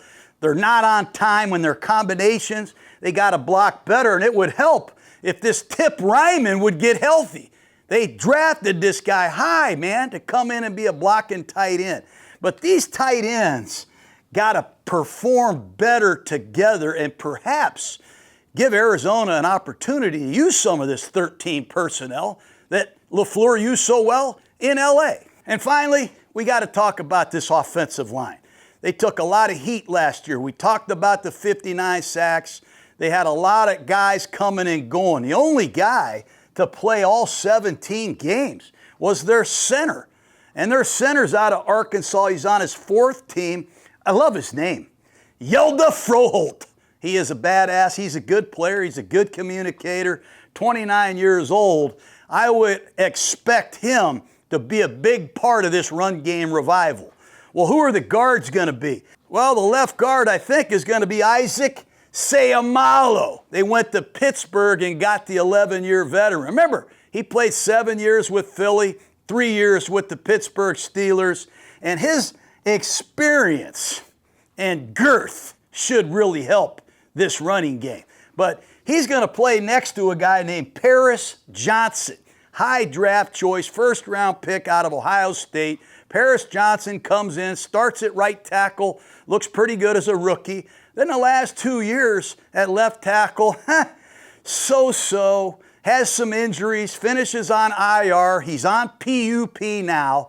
I would have Isaac in my office and I would say, hey, I'll double your salary if you get the big boy next to you to play his ass off. If they can get Johnson to play up to his ability and Seahamawks comes in and plays up to his, they are way better on the left side. And believe me, they need to be better.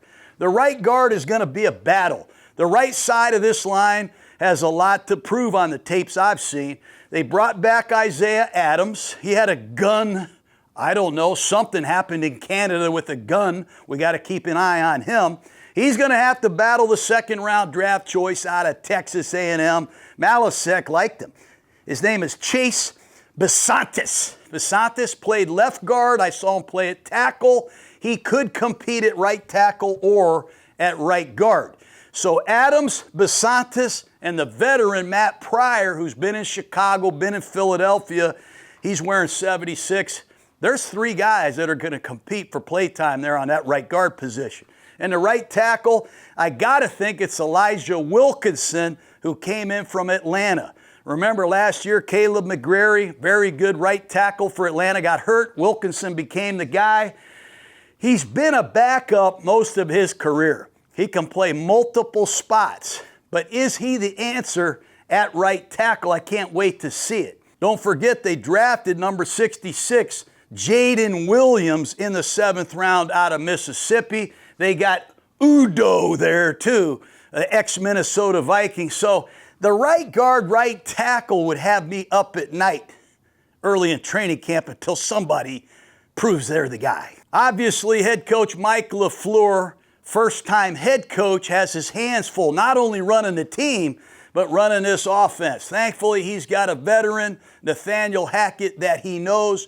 Questions on the right side. Do we have the 3 tight ends? Do we have a 4th receiver? Does Jacoby Brissett love and fit our offense? And is this running game as good and improved as we hope it is? We're going to find out. Let's talk about the defense.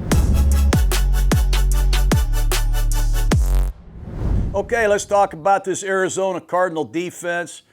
Defensive coordinator Nick Rowles, young guy, came to Arizona with former head coach Jonathan Gannon from Philadelphia. He was retained because obviously they see a lot of upside in this young coach. Now last year, statistically, they weren't any good.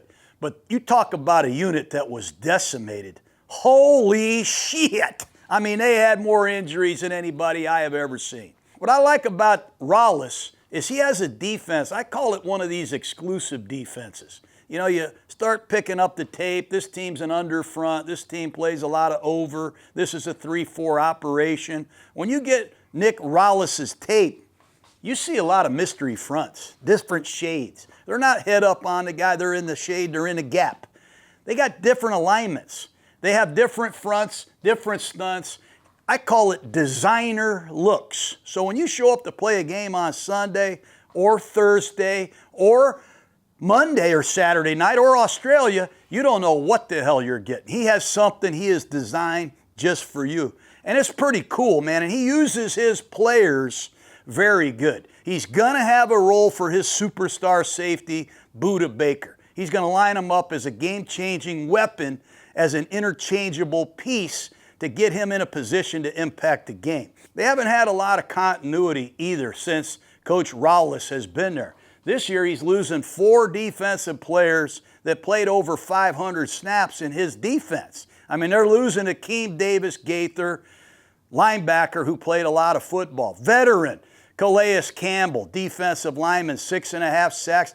Dalvin Tomlinson, veteran run stuffer, and Jalen Thompson, a safety who did a lot of good things. So he's got to replace people. He's got to develop some guys, and they got 3 or 4 guys that got to get healthy and stay healthy, and 3 or 4 high draft picks that got to make their presence felt fast. I remember Bill Walsh saying, we're not going to save a bad idea. Just because you're a first-round pick doesn't entitle you to a 5-year deal here. You got to make plays on the field. And I had challenged some of these young Cardinals, Harrison, Paris Johnson, and a couple of these guys. Let's go, man. We got the guys to do it. You just got to do it. Arizona, they gave up almost 29 points a game last year, 358 yards a game, 127 rushing and 230 pass. It was not good by this defense. They had 4 games where they gave up over 40 points. They gave up 37 points twice. They gave up 31 points in another game. They've got to keep the offense out of the end zone a hell of a lot better. They only had 30 sacks last year. That's not good enough. That's 28th. And they got 12 of those sacks from Josh Sweat, who doesn't look like he wants to be in Arizona, and he's on PUP. They better get that solved and get their best defensive player back out on the grass. They lost Calais Campbell. He had 6.5 sacks. He went to Baltimore.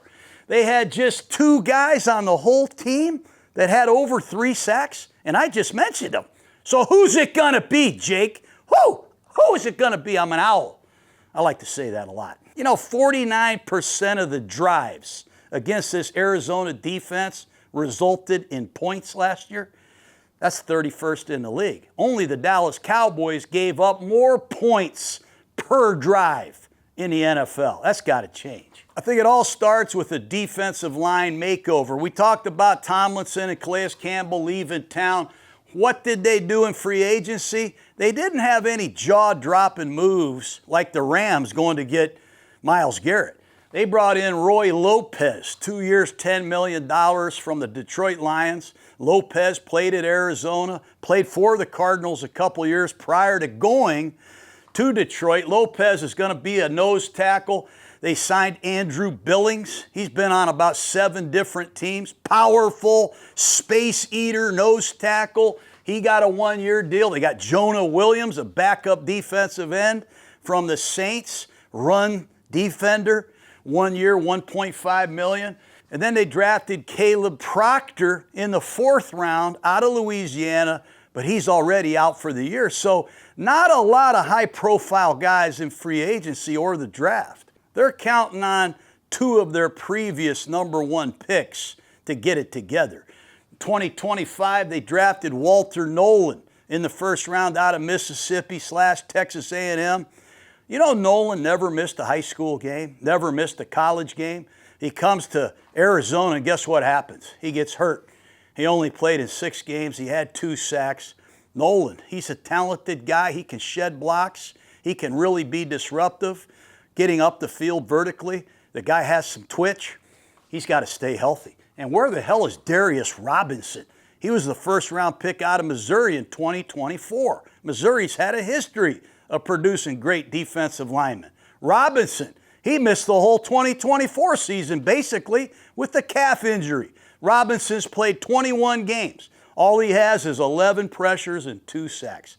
If Arizona is going to get it going in the desert, he's got to become like Darnell Dockett and a young Calais Campbell. That's when Arizona was a freaking force. These 2 guys have been brought in there to do that. And if they can get Paris Johnson and Marvin Harrison, those 4 guys going, this could be a different show here. So let's take a look at the D-line inside. Nolan and Robinson, 2 guys you should star if you're a Cardinal fan.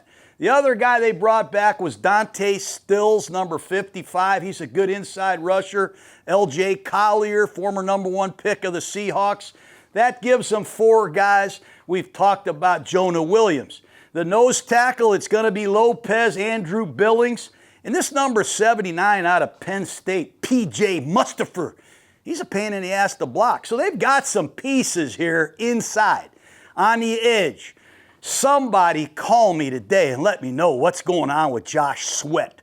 They're either going to trade him and make another team really, really happy, or they're going to solve this issue. They gave him a 4-year, $76 million deal. You ask yourself why you're not happy? Well, he came here with Gannon from Philadelphia.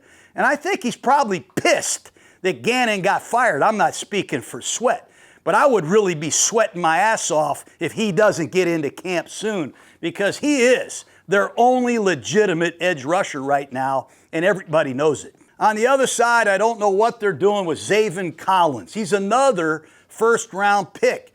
Played at Tulsa. He's played linebacker, outside linebacker, nickel edge rusher, walks around in this crazy defense. Zaven Collins, he has 1 sack last year. What is he? Can he do something to upgrade this pass rush? They need it. They also have Baron Browning, the ex-Ohio State Buckeye, former Denver Bronco. He just had a sack last year. I didn't feel him as much in 2025 as I did 2024. And they got B.J. Ojulari. I like Ojulari. He came back late last season, finished the last 8 games, had a couple sacks. Ojulari wears number 9. Guess what? He had a serious knee injury to start the season. So Ojulari, Baron Browning, Zaven Collins, let's freaking go, man. Josh Sweat is not in camp. Somebody's got to pick up the slack. Jack, I know we're filming this a little early because we have other things to get to, but right now, Sweat is not in camp. Hopefully he gets there soon. On the second level of this defense at linebacker, Mack Wilson, he wears number 1. He missed the last several games. He got hurt. But while he's playing, he has 66 tackles. He's a sideline to sideline, really good player. Very physical, good blitzer. But when he got hurt, they really had to turn it over to the rookie last year, Cody Simon from Ohio State. Simon wears number 0, former 4th-round pick. He had over 60 tackles and had some suddenness, had some really splashy plays. His inexperience at times does show up. But Wilson is back in training camp. This year, Simon has experience in his defensive coordinator system, and they went out and signed Jack Gibbens. I like Gibbens. He was a good Tennessee Titan. He played for the AFC champion Patriots last year. They got him to a 2-year contract, $7.5 million. He had a career year last year, 81 tackles. He had some ball production. He had 8 tackles for loss. He had a forced fumble. He had a good season. Gibbons will compete to start with Simon and Mack Wilson. So there is competitiveness in training camp. They also drafted Carson Scherer, 6th-round pick out of Iowa. He's going to compete to play. He's got very good instincts. He just doesn't have some of the measurables that some of the other guys had. So there is some competition at linebacker. In the secondary, I got everybody circled in green because this is where Arizona got hit the worst with injuries. And right now, their nickel corner, Garrett Williams, who I think is their best cover guy in the secondary, he is still on PUP. He hurt that Achilles late in the season. So who's going to be the starting nickel corner for the Arizona Cardinals? I would assume it's going to be Sean Murphy Bunting. Bunting played for the Tampa Bay Buccaneers and played good. He played for the Titans. He signed a 3-year deal for Arizona. He starts 15 games his first year here. Then he's out for the season. I think he got hurt, seriously, unfortunately, in a softball game. He's back. I would assume he's going to be the slot corner until Garrett Williams gets back, and then he can kick back outside. But keep an eye on Bunting. Is he the same guy before the injury that he is right now? We will find out. When will Garrett Williams be back? And at one corner, I got to think it's going to be Denzel Burke, who came in as a 5th-round pick last year. A lot of people told him during training camp, you play on special teams, you'll be in there a little bit in a rotation. Bullshit. He started 8 games. He started 6 of the last 9 games. He led the team in interceptions. He led the team with 3 picks and 11 PBUs. He has ball production.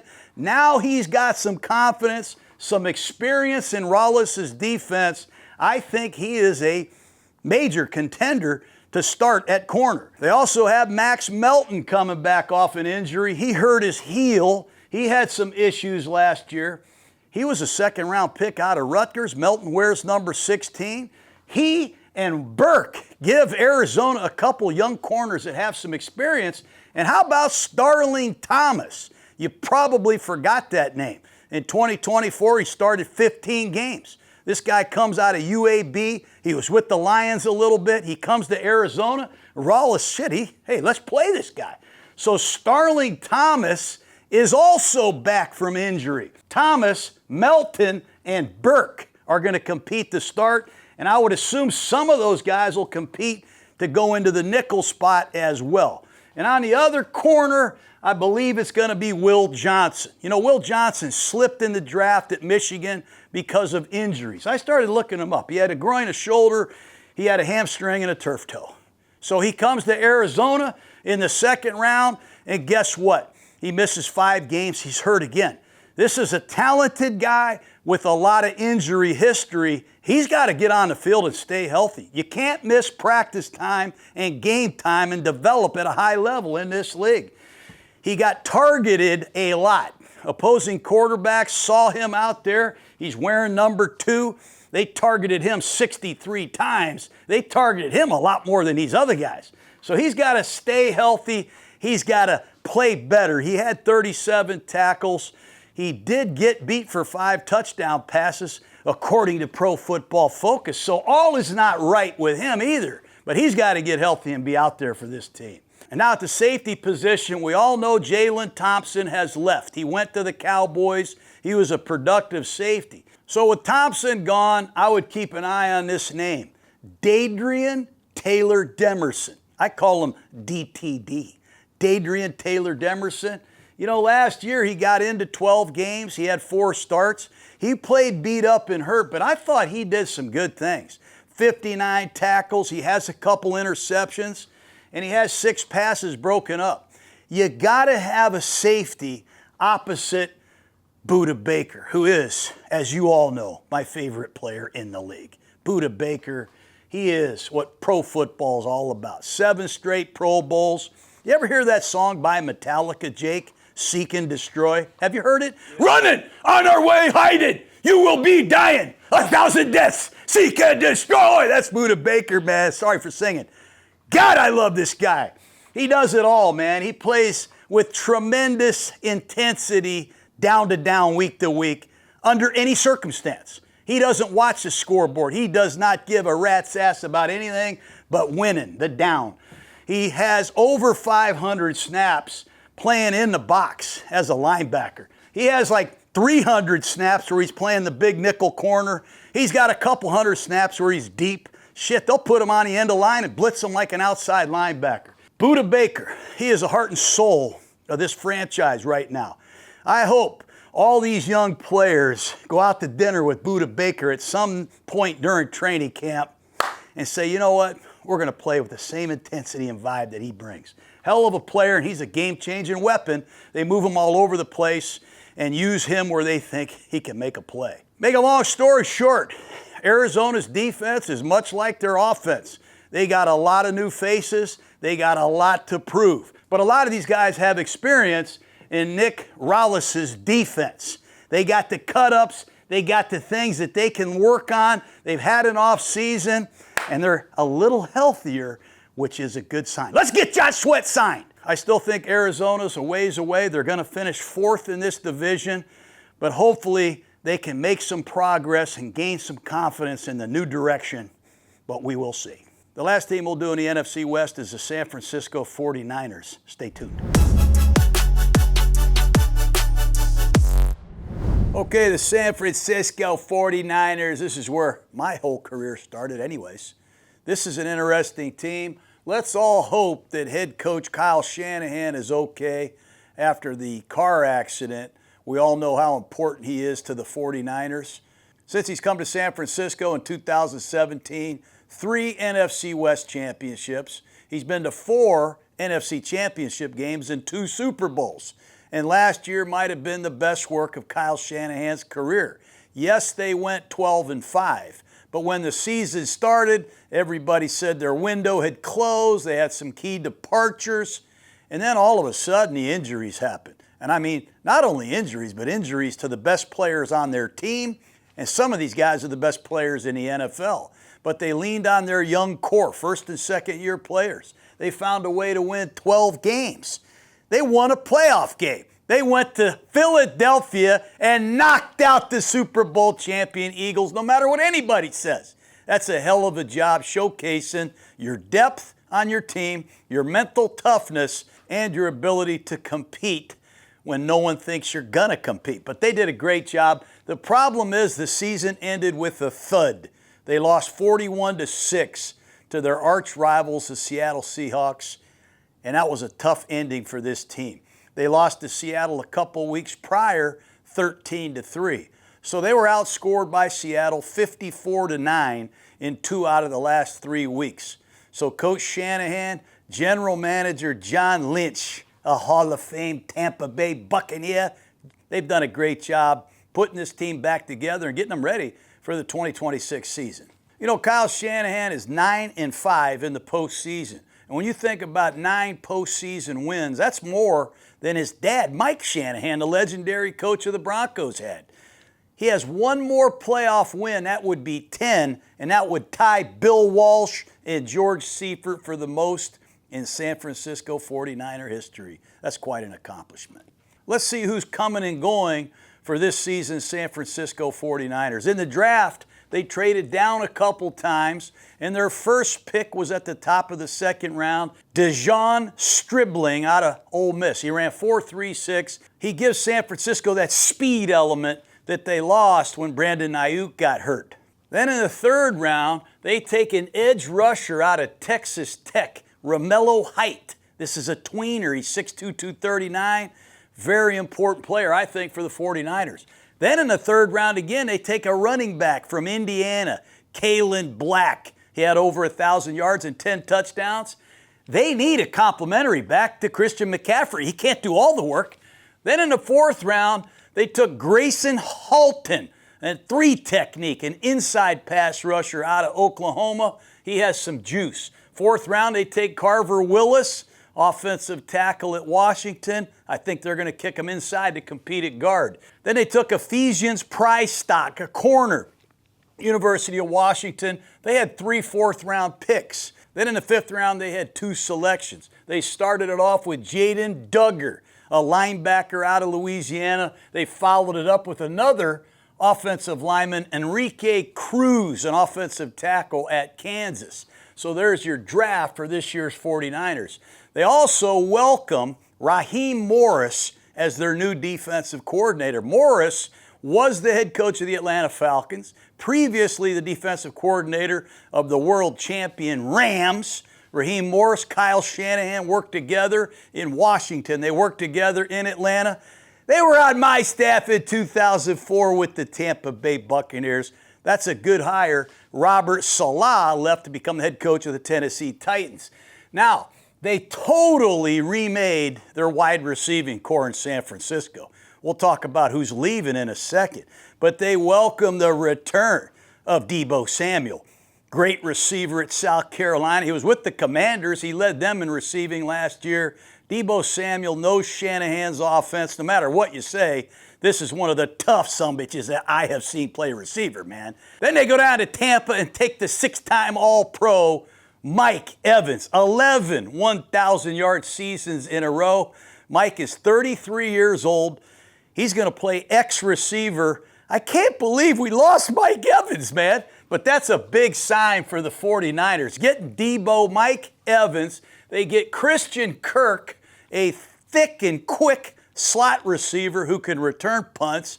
Those are 3 good additions. With the top of the second round pick, Stribling out of Ole Miss. That's 4 new receivers that are going to play a big part of this 49er team. They brought in Vidarian Lowe, an offensive tackle for depth from New England.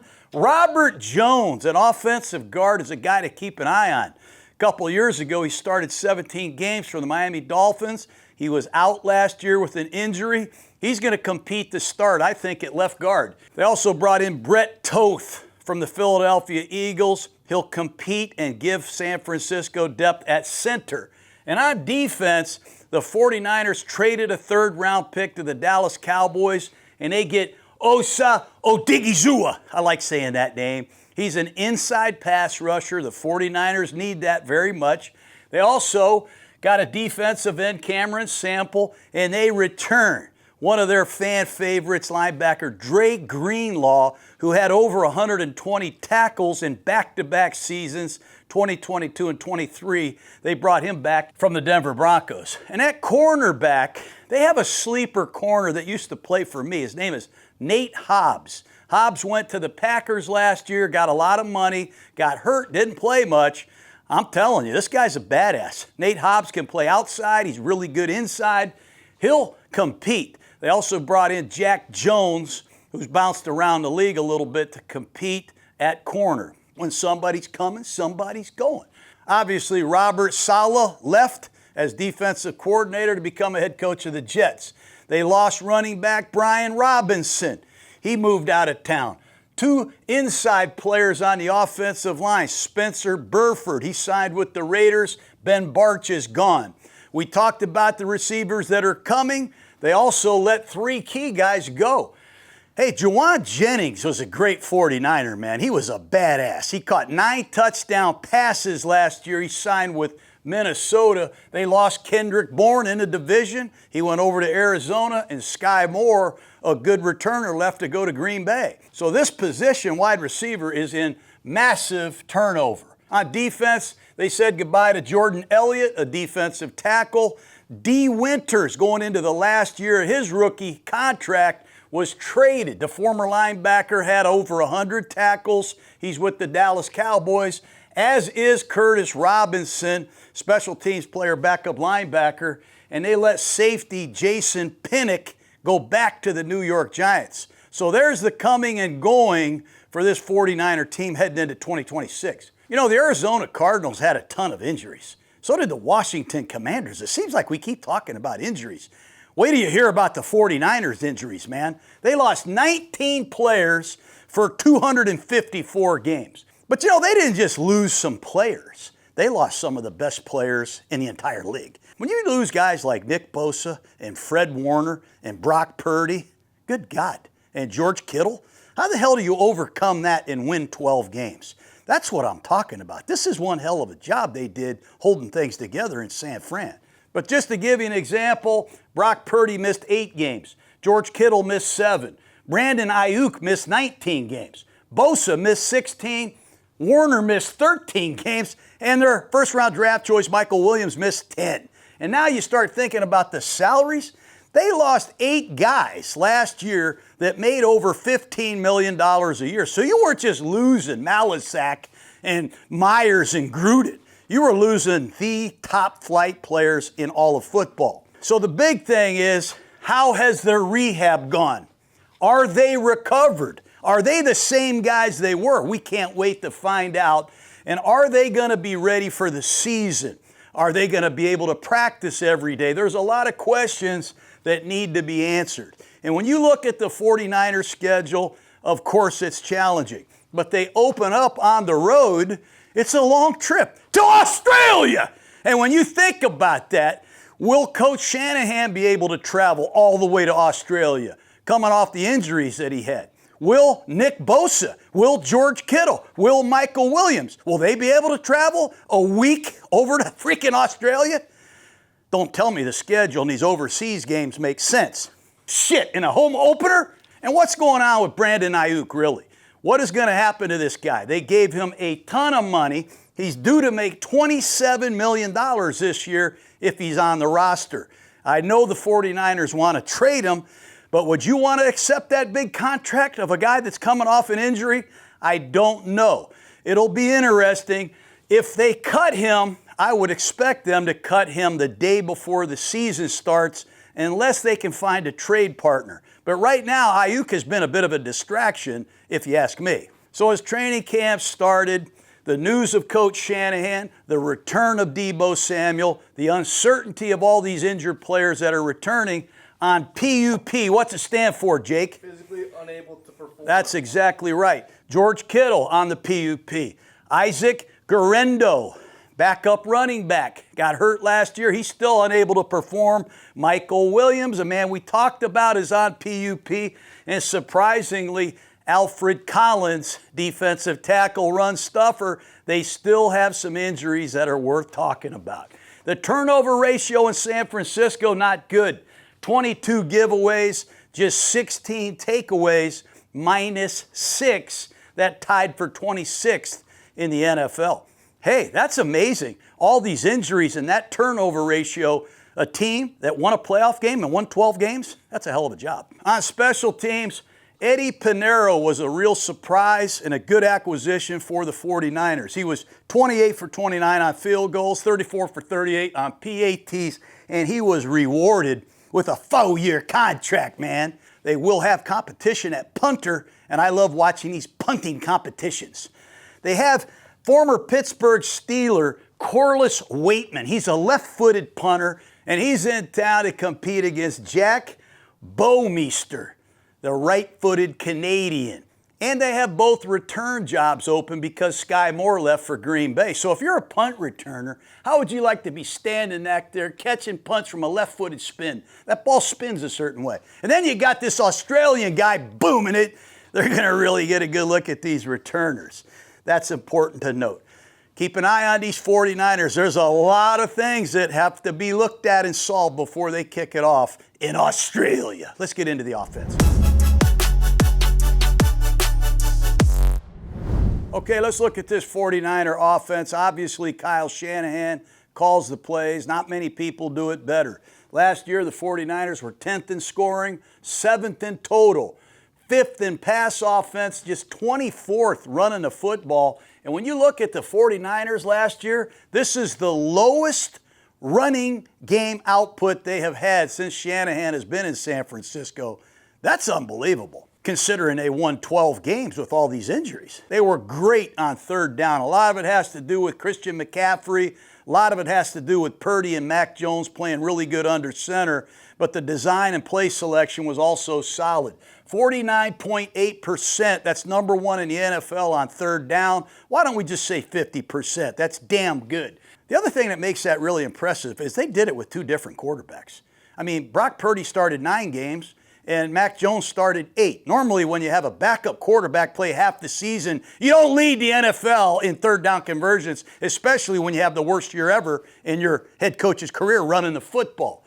The ball distribution has always been great under Kyle Shanahan. Last year, they had 14 different men catch a pass, but let's be honest, they relied on one guy more than others, Christian McCaffrey. We'll get into him in a second. But the balance, the ball distribution, and the big plays have always been a huge part of Kyle Shanahan's career. They did a nice job last year sustaining drives. They averaged 6.6 plays per drive. That's excellent. That allows you to have over 3 minutes on average per possession. So that puts them in the top of the league in those categories. They scored points on 47% of their drives. That is third in the league. Hell, they only punted 45 times. So I'd like to be the punter for the 49ers. I don't even have to work and I get paid. The 49ers redid their wide receiver room, I think, for good reason. All you got to do is watch those last 2 Seattle games. They don't score a touchdown. And in those 2 games combined, the wide receivers had 86 total yards receiving. Witherspoon, Reek Woolen, Jobs, they shut the 49er receivers down, and it was a 54-9 blasting in those 2 games combined. So they remade the receiving core. They go out and they get the veteran Evans, and we'll talk about those guys in just a second. They need to get some help for Christian McCaffrey. Think about what he did last year. 2,126 yards he had rushing and receiving. 2,126 out of the 5,900 that the 49ers made. McCaffrey accounted for 36% of San Francisco's offense, man. That's second in the NFL. Only Bijan Robinson accounted for more. He accounted for over 40% of Atlanta's offense. Those guys need a raise. You know, Christian McCaffrey finished second in the NFL for Offensive Player of the Year to Jackson Smith and Jigba. He was the comeback player of the year. Remember, he had a lot of injuries a year ago. But for him to put these kind of numbers together with the kind of running game San Francisco had, remember, McCaffrey only averaged 3.9 yards per carry.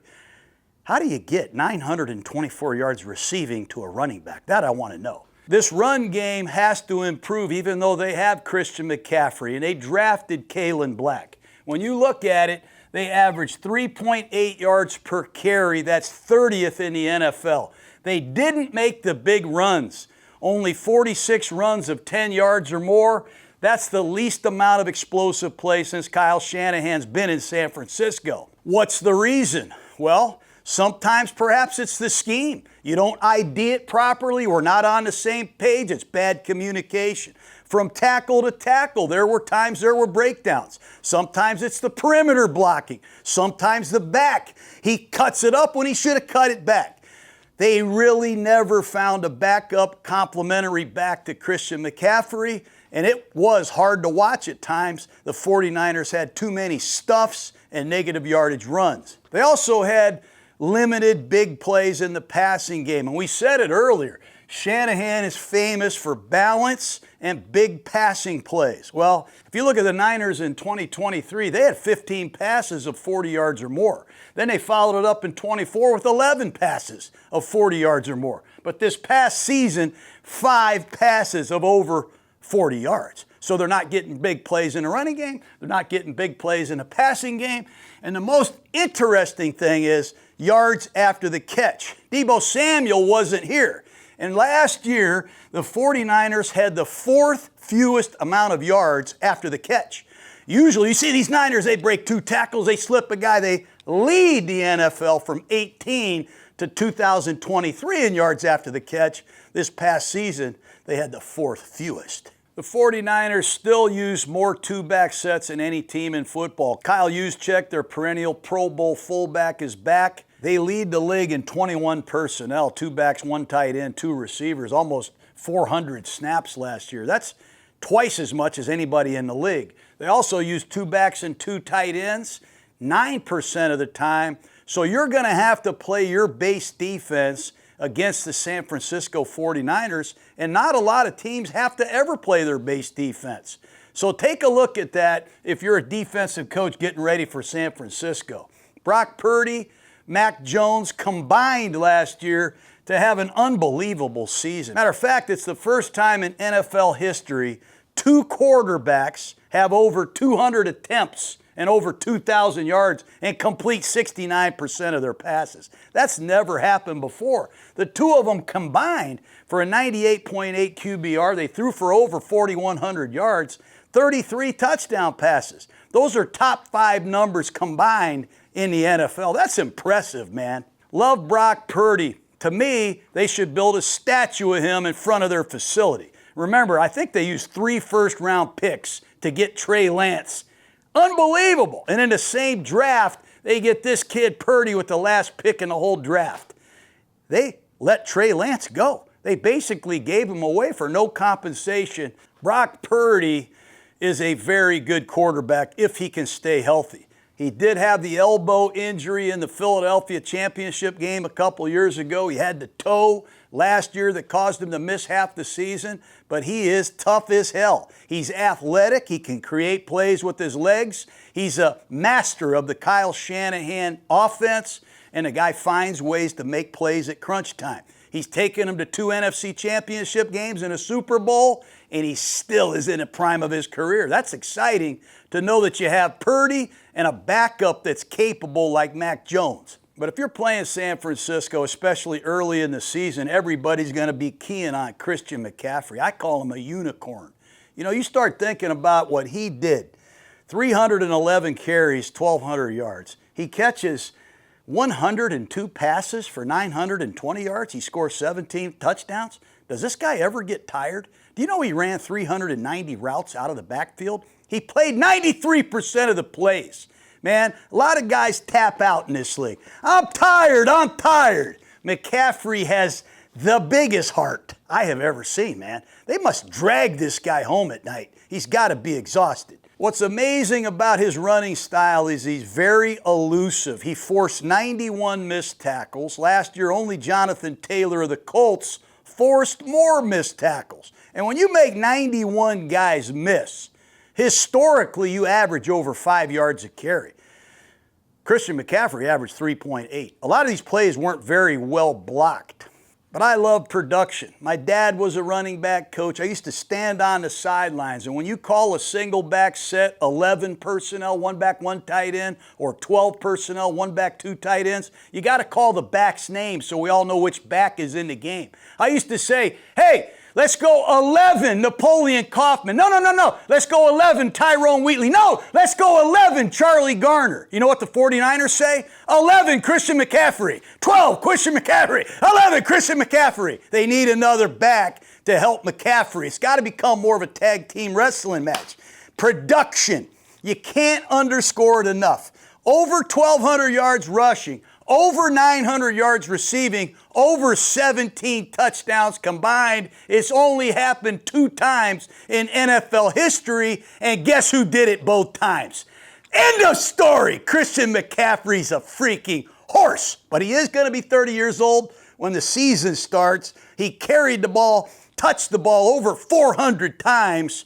We got to get him some help. Let's talk about the wide receivers. We all know Deebo Samuel is back. They will use him in every single way possible. As a conventional slot, as an outside receiver, jet sweeps, coming out of the backfield.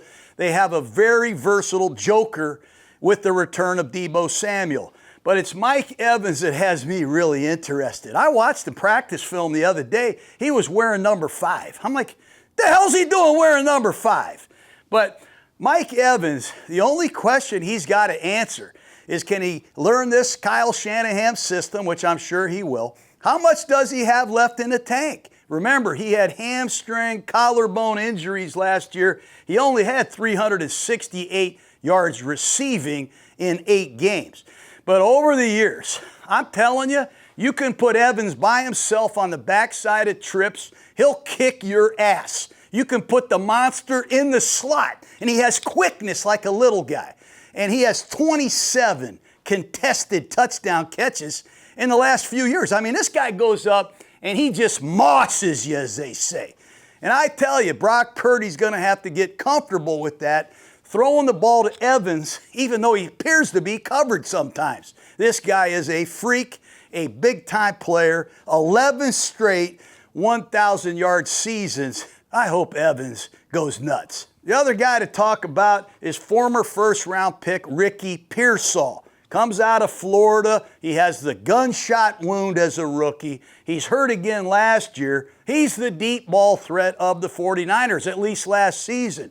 13 targets of over 20 yards. He caught 7 of those for 228 yards. He has deep ball receiver ability. He's a good route runner. He just misses too many games. He's missed 14 out of 34 games. He only played 43% of the time. 36 catches last year, 528 yards. No touchdowns. They got to get more out of Pearsall.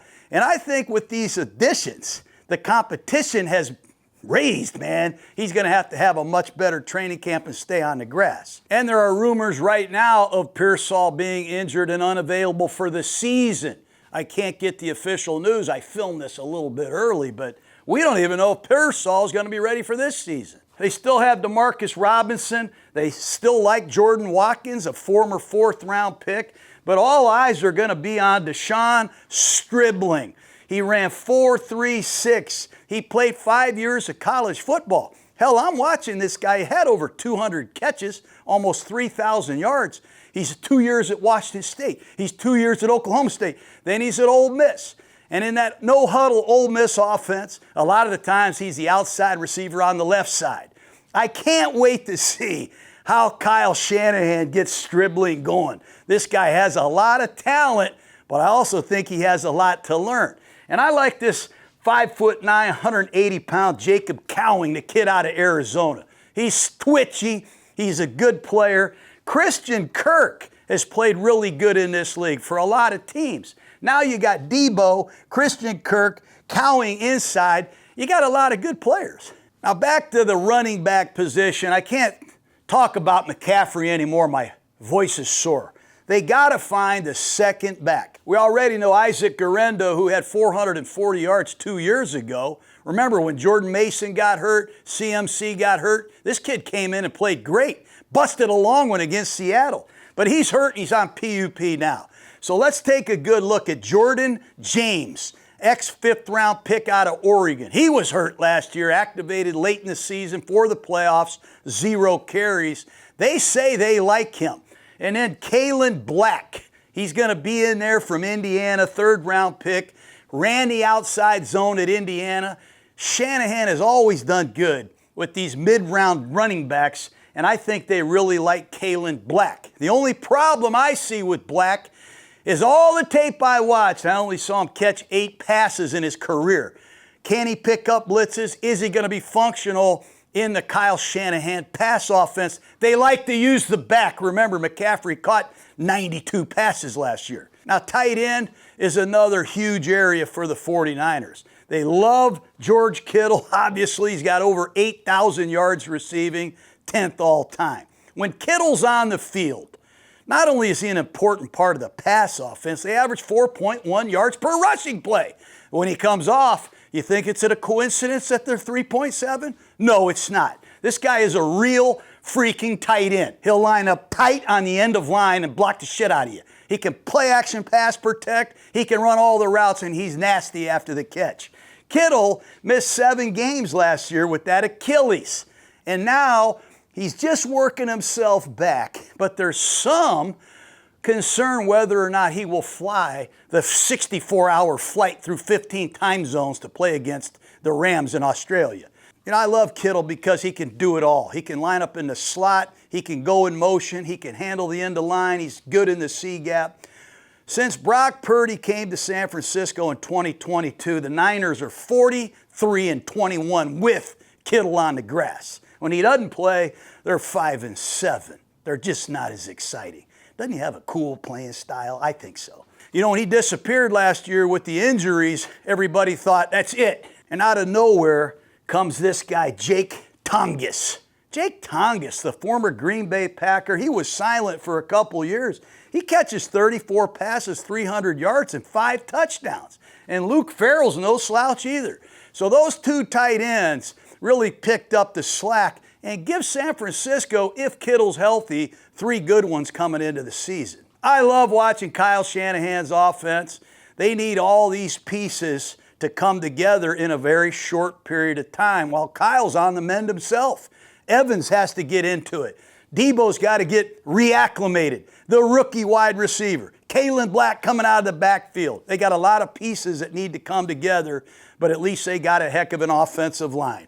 Led by Trent Williams at left tackle, 37 years old, 12 Pro Bowls. That's more Pro Bowls than any offensive tackle ever. More than Willie Roaf, more than Jonathan Ogden. Can you imagine having more Pro Bowls than all these guys, including Anthony Munoz? 37 years old. I think Williams is just warming up. He is unbelievable pulling on these toss plays. This guy can really pass protect. He can knock your ass off, reach and run you in the outside zone. Really good on the backside. Great player. Bruce Matthews, if you're listening, 14 Pro Bowls. Randall McDaniel, Will Shields, 12. Trent Williams is closing in on you guys. He might play till he's 50 years old. The left guard, that's where the competition is going to be. Last year, the 49ers used 3 different left guards. I saw Ben Barch in there. I saw Spencer Burford. Both of those guys are gone. I saw him play the rookie, Connor Colby. Connor Colby comes from Iowa. He had his peaks and valleys. Pro Football Focus ranked him as the 66th ranked guard out of 78. He struggled at times. So look out for Robert Jones. He's a free agent acquisition. A couple years ago, he started 17 games. And they drafted Carvel Willis from Washington in the 4th round. And they moved him from tackle to guard. There's going to be competition at left guard. But fortunately for them, how would you like to break the huddle and stand next to Trent Williams? Wouldn't that be good? Beats standing next to me. The center will be Jake Brendel. He's a good player. The right guard, Dominic Puny, he's a hell of a player. And the right tackle, Colton McKivitz, had the best year of his career. A lot of people thought when Mike McGlinchey left to go to Denver, who's the right tackle? McKivitz, 5th round pick out of West Virginia. They cut him. They put him on practice squad. He kept playing. He kept pounding a rock, as I say. And McKivitz, if you look at Pro Football Focus, he's one of the top 3 ranked right tackles in the business. And he's a team leader of the 49ers. 2 excellent tackles, an excellent right guard, very good center. Big question where, Jake? Left guard. Left guard. Let's go 49ers. Can't wait to see this training camp. Let's get into the defense. Okay, the San Francisco 49er defense has new leadership. They've had a lot of new leadership over the years. Remember, Kyle started his run in San Francisco with Robert Salah. He left to become a head coach of the Jets, and DeMeco Ryans showed up. Then DeMeco left to become the head coach of the Texans. Steve Wilkes, Nick Sorensen, back to Robert Saleh, and now it's Raheem Morris. He and Morris were together with me in Tampa way back in 2004. Matter of fact, they were together in Washington and Atlanta. And when Kyle got the head coaching job, he tried to take Raheem with him. But obviously, he became a head coach, and now they're finally reunited. I love Raheem Morris. He's very energetic, very experienced, and very good with players. They're going to be multiple. He's going to cater the scheme to his players. In Atlanta the last couple years, I know Jeff Ulbrich was running the defense, but they covered the center, both guards. They had like a five-man jam front quite a bit. San Francisco, over the last several years, has used a four-man line. I would expect Raheem to start with that four-man line. And Raheem was a hell of a defensive coordinator now for the LA Rams. Matter of fact, when they beat the Bengals in the Super Bowl, who was the defensive coordinator, Jake? Raheem Morris. So it's a good hire. He'll be great with the players. They were 13th in scoring defense last year. They gave up 21.8 per game, 20th in total defense, 11th against the run, 25th against the pass. And it's unbelievable. I think the 49ers have a great defensive coaching staff. They had the worst pass rush in the NFL last year. If you're into numbers, they had 20 sacks, 20 total sacks. That's incredible. And they couldn't get any turnovers. They only had 6 interceptions. That's the second lowest amount of interceptions in San Francisco 49er history. They had 2 in 2018. They had 6 picks last year, 31st in the league to the Jets. How many do you think the Jets had, Jake? 0. 0. So anyways, anybody could beat that. But 20 sacks or less and to win a playoff game, that hasn't happened since the Super Bowl era. That's no shit. That is unbelievable and hard to believe. When you look at their four-man rush, I'm used to the 49ers heating your ass up, man. They have Corvettes that can rush the passer. They had a 24% pressure rate, 31st in the league. 3.3% sack rate, 31st in the league with a four-man rush. 20 sacks and 6 picks. I still can't get over it. They're the second team since 1983 to do that. The 2006 Washington Redskins did that, and they went 5-11. This team went 12-5 and won and beat the defending world champs on the road. They got to get their horses to return. And I'm talking about the best players in the league, arguably. Nick Bosa, I mean, hell, he's a defensive player of the year a couple years ago. And Fred Warner. If you could have one linebacker in the league, who would you want, Clay? Fred Warner. Who would you want, Jake? Fred Warner. I'd want Fred Warner. Michael Williams, last year's first-round pick. They need these guys to get back on the field, man, and be great again. San Francisco didn't blitz a lot last year, 21% of the time. That was the 6th lowest amount of blitzes in the NFL. And Atlanta, under Raheem Morris, they blitzed 36% of the time, which was second most. So what gives there? Will Raheem Morris dial up some more pressures for this 49er defense? San Francisco played a ton of nickel last year. 4 down linemen, 2 linebackers, and 5 DBs.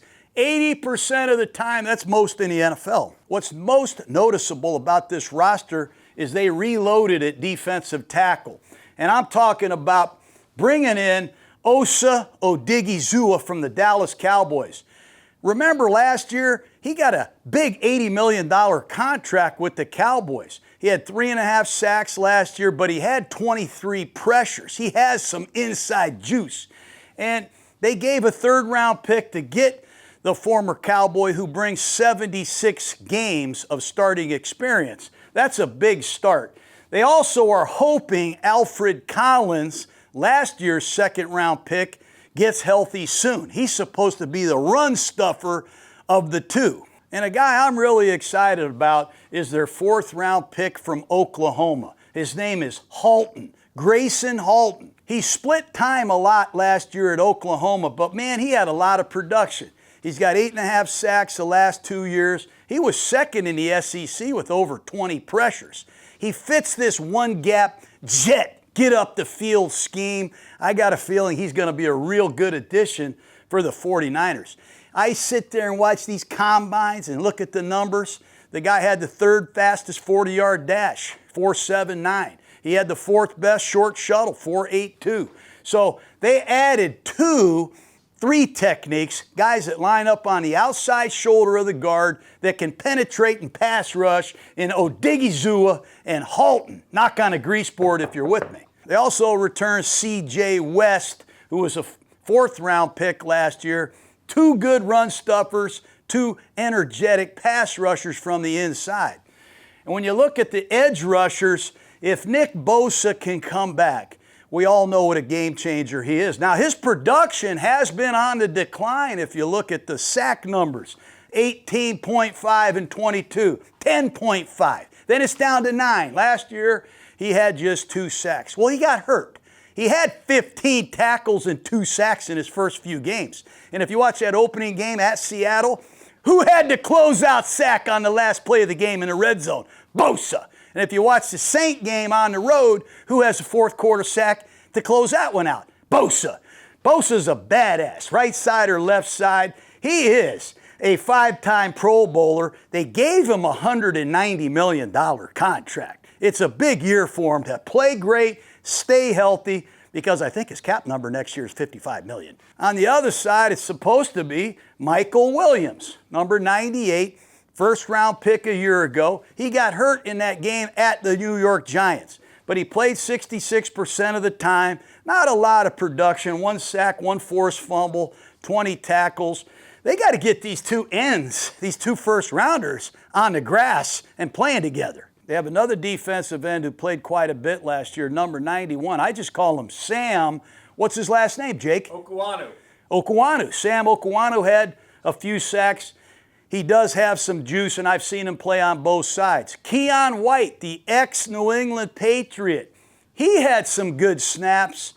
He got a gunshot wound in the offseason. I think he's back on the grass. He's a key to the depth of this edge rushing group. And this 3rd-round pick, Romello Heights out of Texas Tech, keep an eye on him. He's going to be wearing number 58. He's a tweener. He's 6'2", 239, let's say 240. But Raheem Morris has had a lot of success with guys like this. They can walk them around. They can walk around. They can confuse you. This guy's interesting. He's had a lot of work with tweeners. He did it with Byron Young when he was the D coordinator of the Rams. He did it with Jalen Walker last year with the Atlanta Falcons. Keep an eye on Heights. He could come in there and be a factor. At linebacker, they return, I think, the best linebacker in the league in Fred Warner. You know, Fred Warner last year forced a fumble. It was the 17th force out he's had. That broke Patrick Willis's record for the 49ers. I was with the 49ers. They had Ronnie Lott. They had a lot of great players. This guy's forced more fumbles than anybody.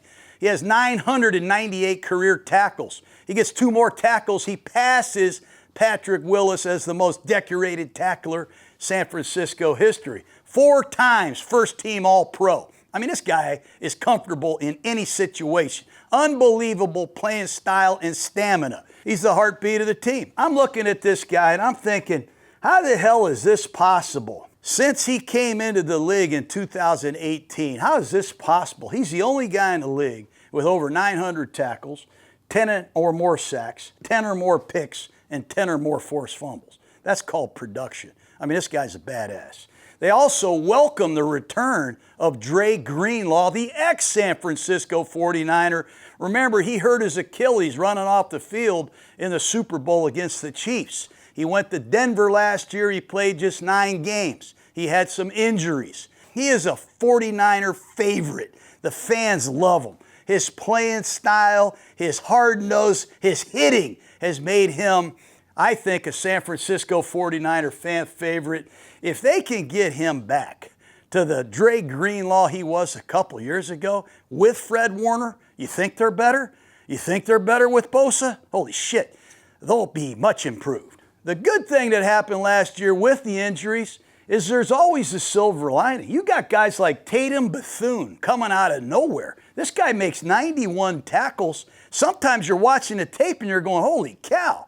They had D. Winters playing, who's now gone, but Bethune made a name for himself, really did a great job last year in the 8 starts that he had. But he ripped his groin up in the playoff game against Seattle. Keep an eye on Nick Martin. Nick Martin was a draft choice a year ago. He had a concussion November 30th, and he was in concussion protocol, I think, until the end of the season.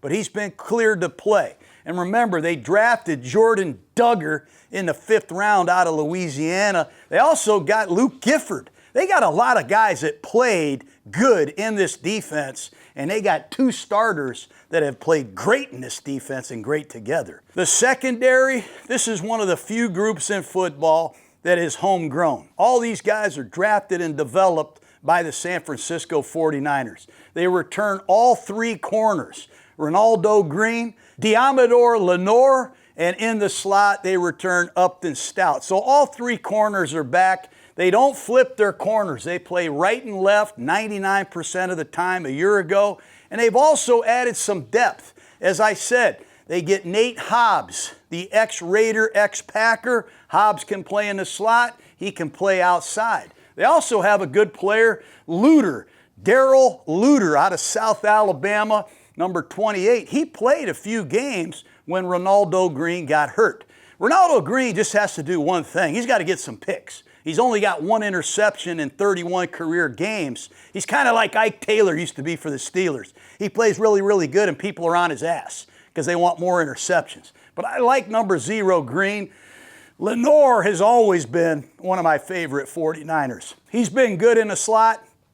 He's good outside. He had 2 of the 6 interceptions of these 49ers last year. And in the middle of the defense, you're going to see Malik Mustafa. He wears number 6. You talk about a guy that will smash you. This guy is a very good presence in the middle of the field. I bet John Lynch is looking at him going, God, I like the way he hits. Man, you see Lynch hit you? Shit. Malik Mustafa, if he can stay healthy from wire to wire, he's a good player. And over here, Jair Brown, he has also been solid. Last year, they played a lot of big nickel, 3 safety sets with Jason Pinnock. This year, I think you might see a more traditional nickel with a defensive back corner type in the slot. But San Francisco, new defensive coordinator. Can we get healthy with our key guys? Remember, the pass rush last year, 20 sacks. I know they had injuries, but Bryce Huff had 4 sacks. He led the team, and he retired. The other guy that had 4 sacks was Cleve Farrell. He's playing for the Miami Dolphins. So all they have coming back with sacks is Sam who, Jake? Okwanu. He had 3. Nick Bosa had 2. Keon White had 1.5. They only had 4 guys with over 1 sack. So let's go 49ers. Let's get healthy, stay healthy. And I think this is a playoff team without a doubt if their horses are there. And that's saying a lot, if. Right now in the West, I have the Rams. They've already been fitted for their Super Bowl rings. They have assembled an all-star team. I love Seattle to be in the championship game. Again, I could see a repeat in the NFC championship game. I think the 49ers could get in if they're healthy, but right now I got them on the outside looking in because I just don't know enough yet. And I got Arizona down at the bottom.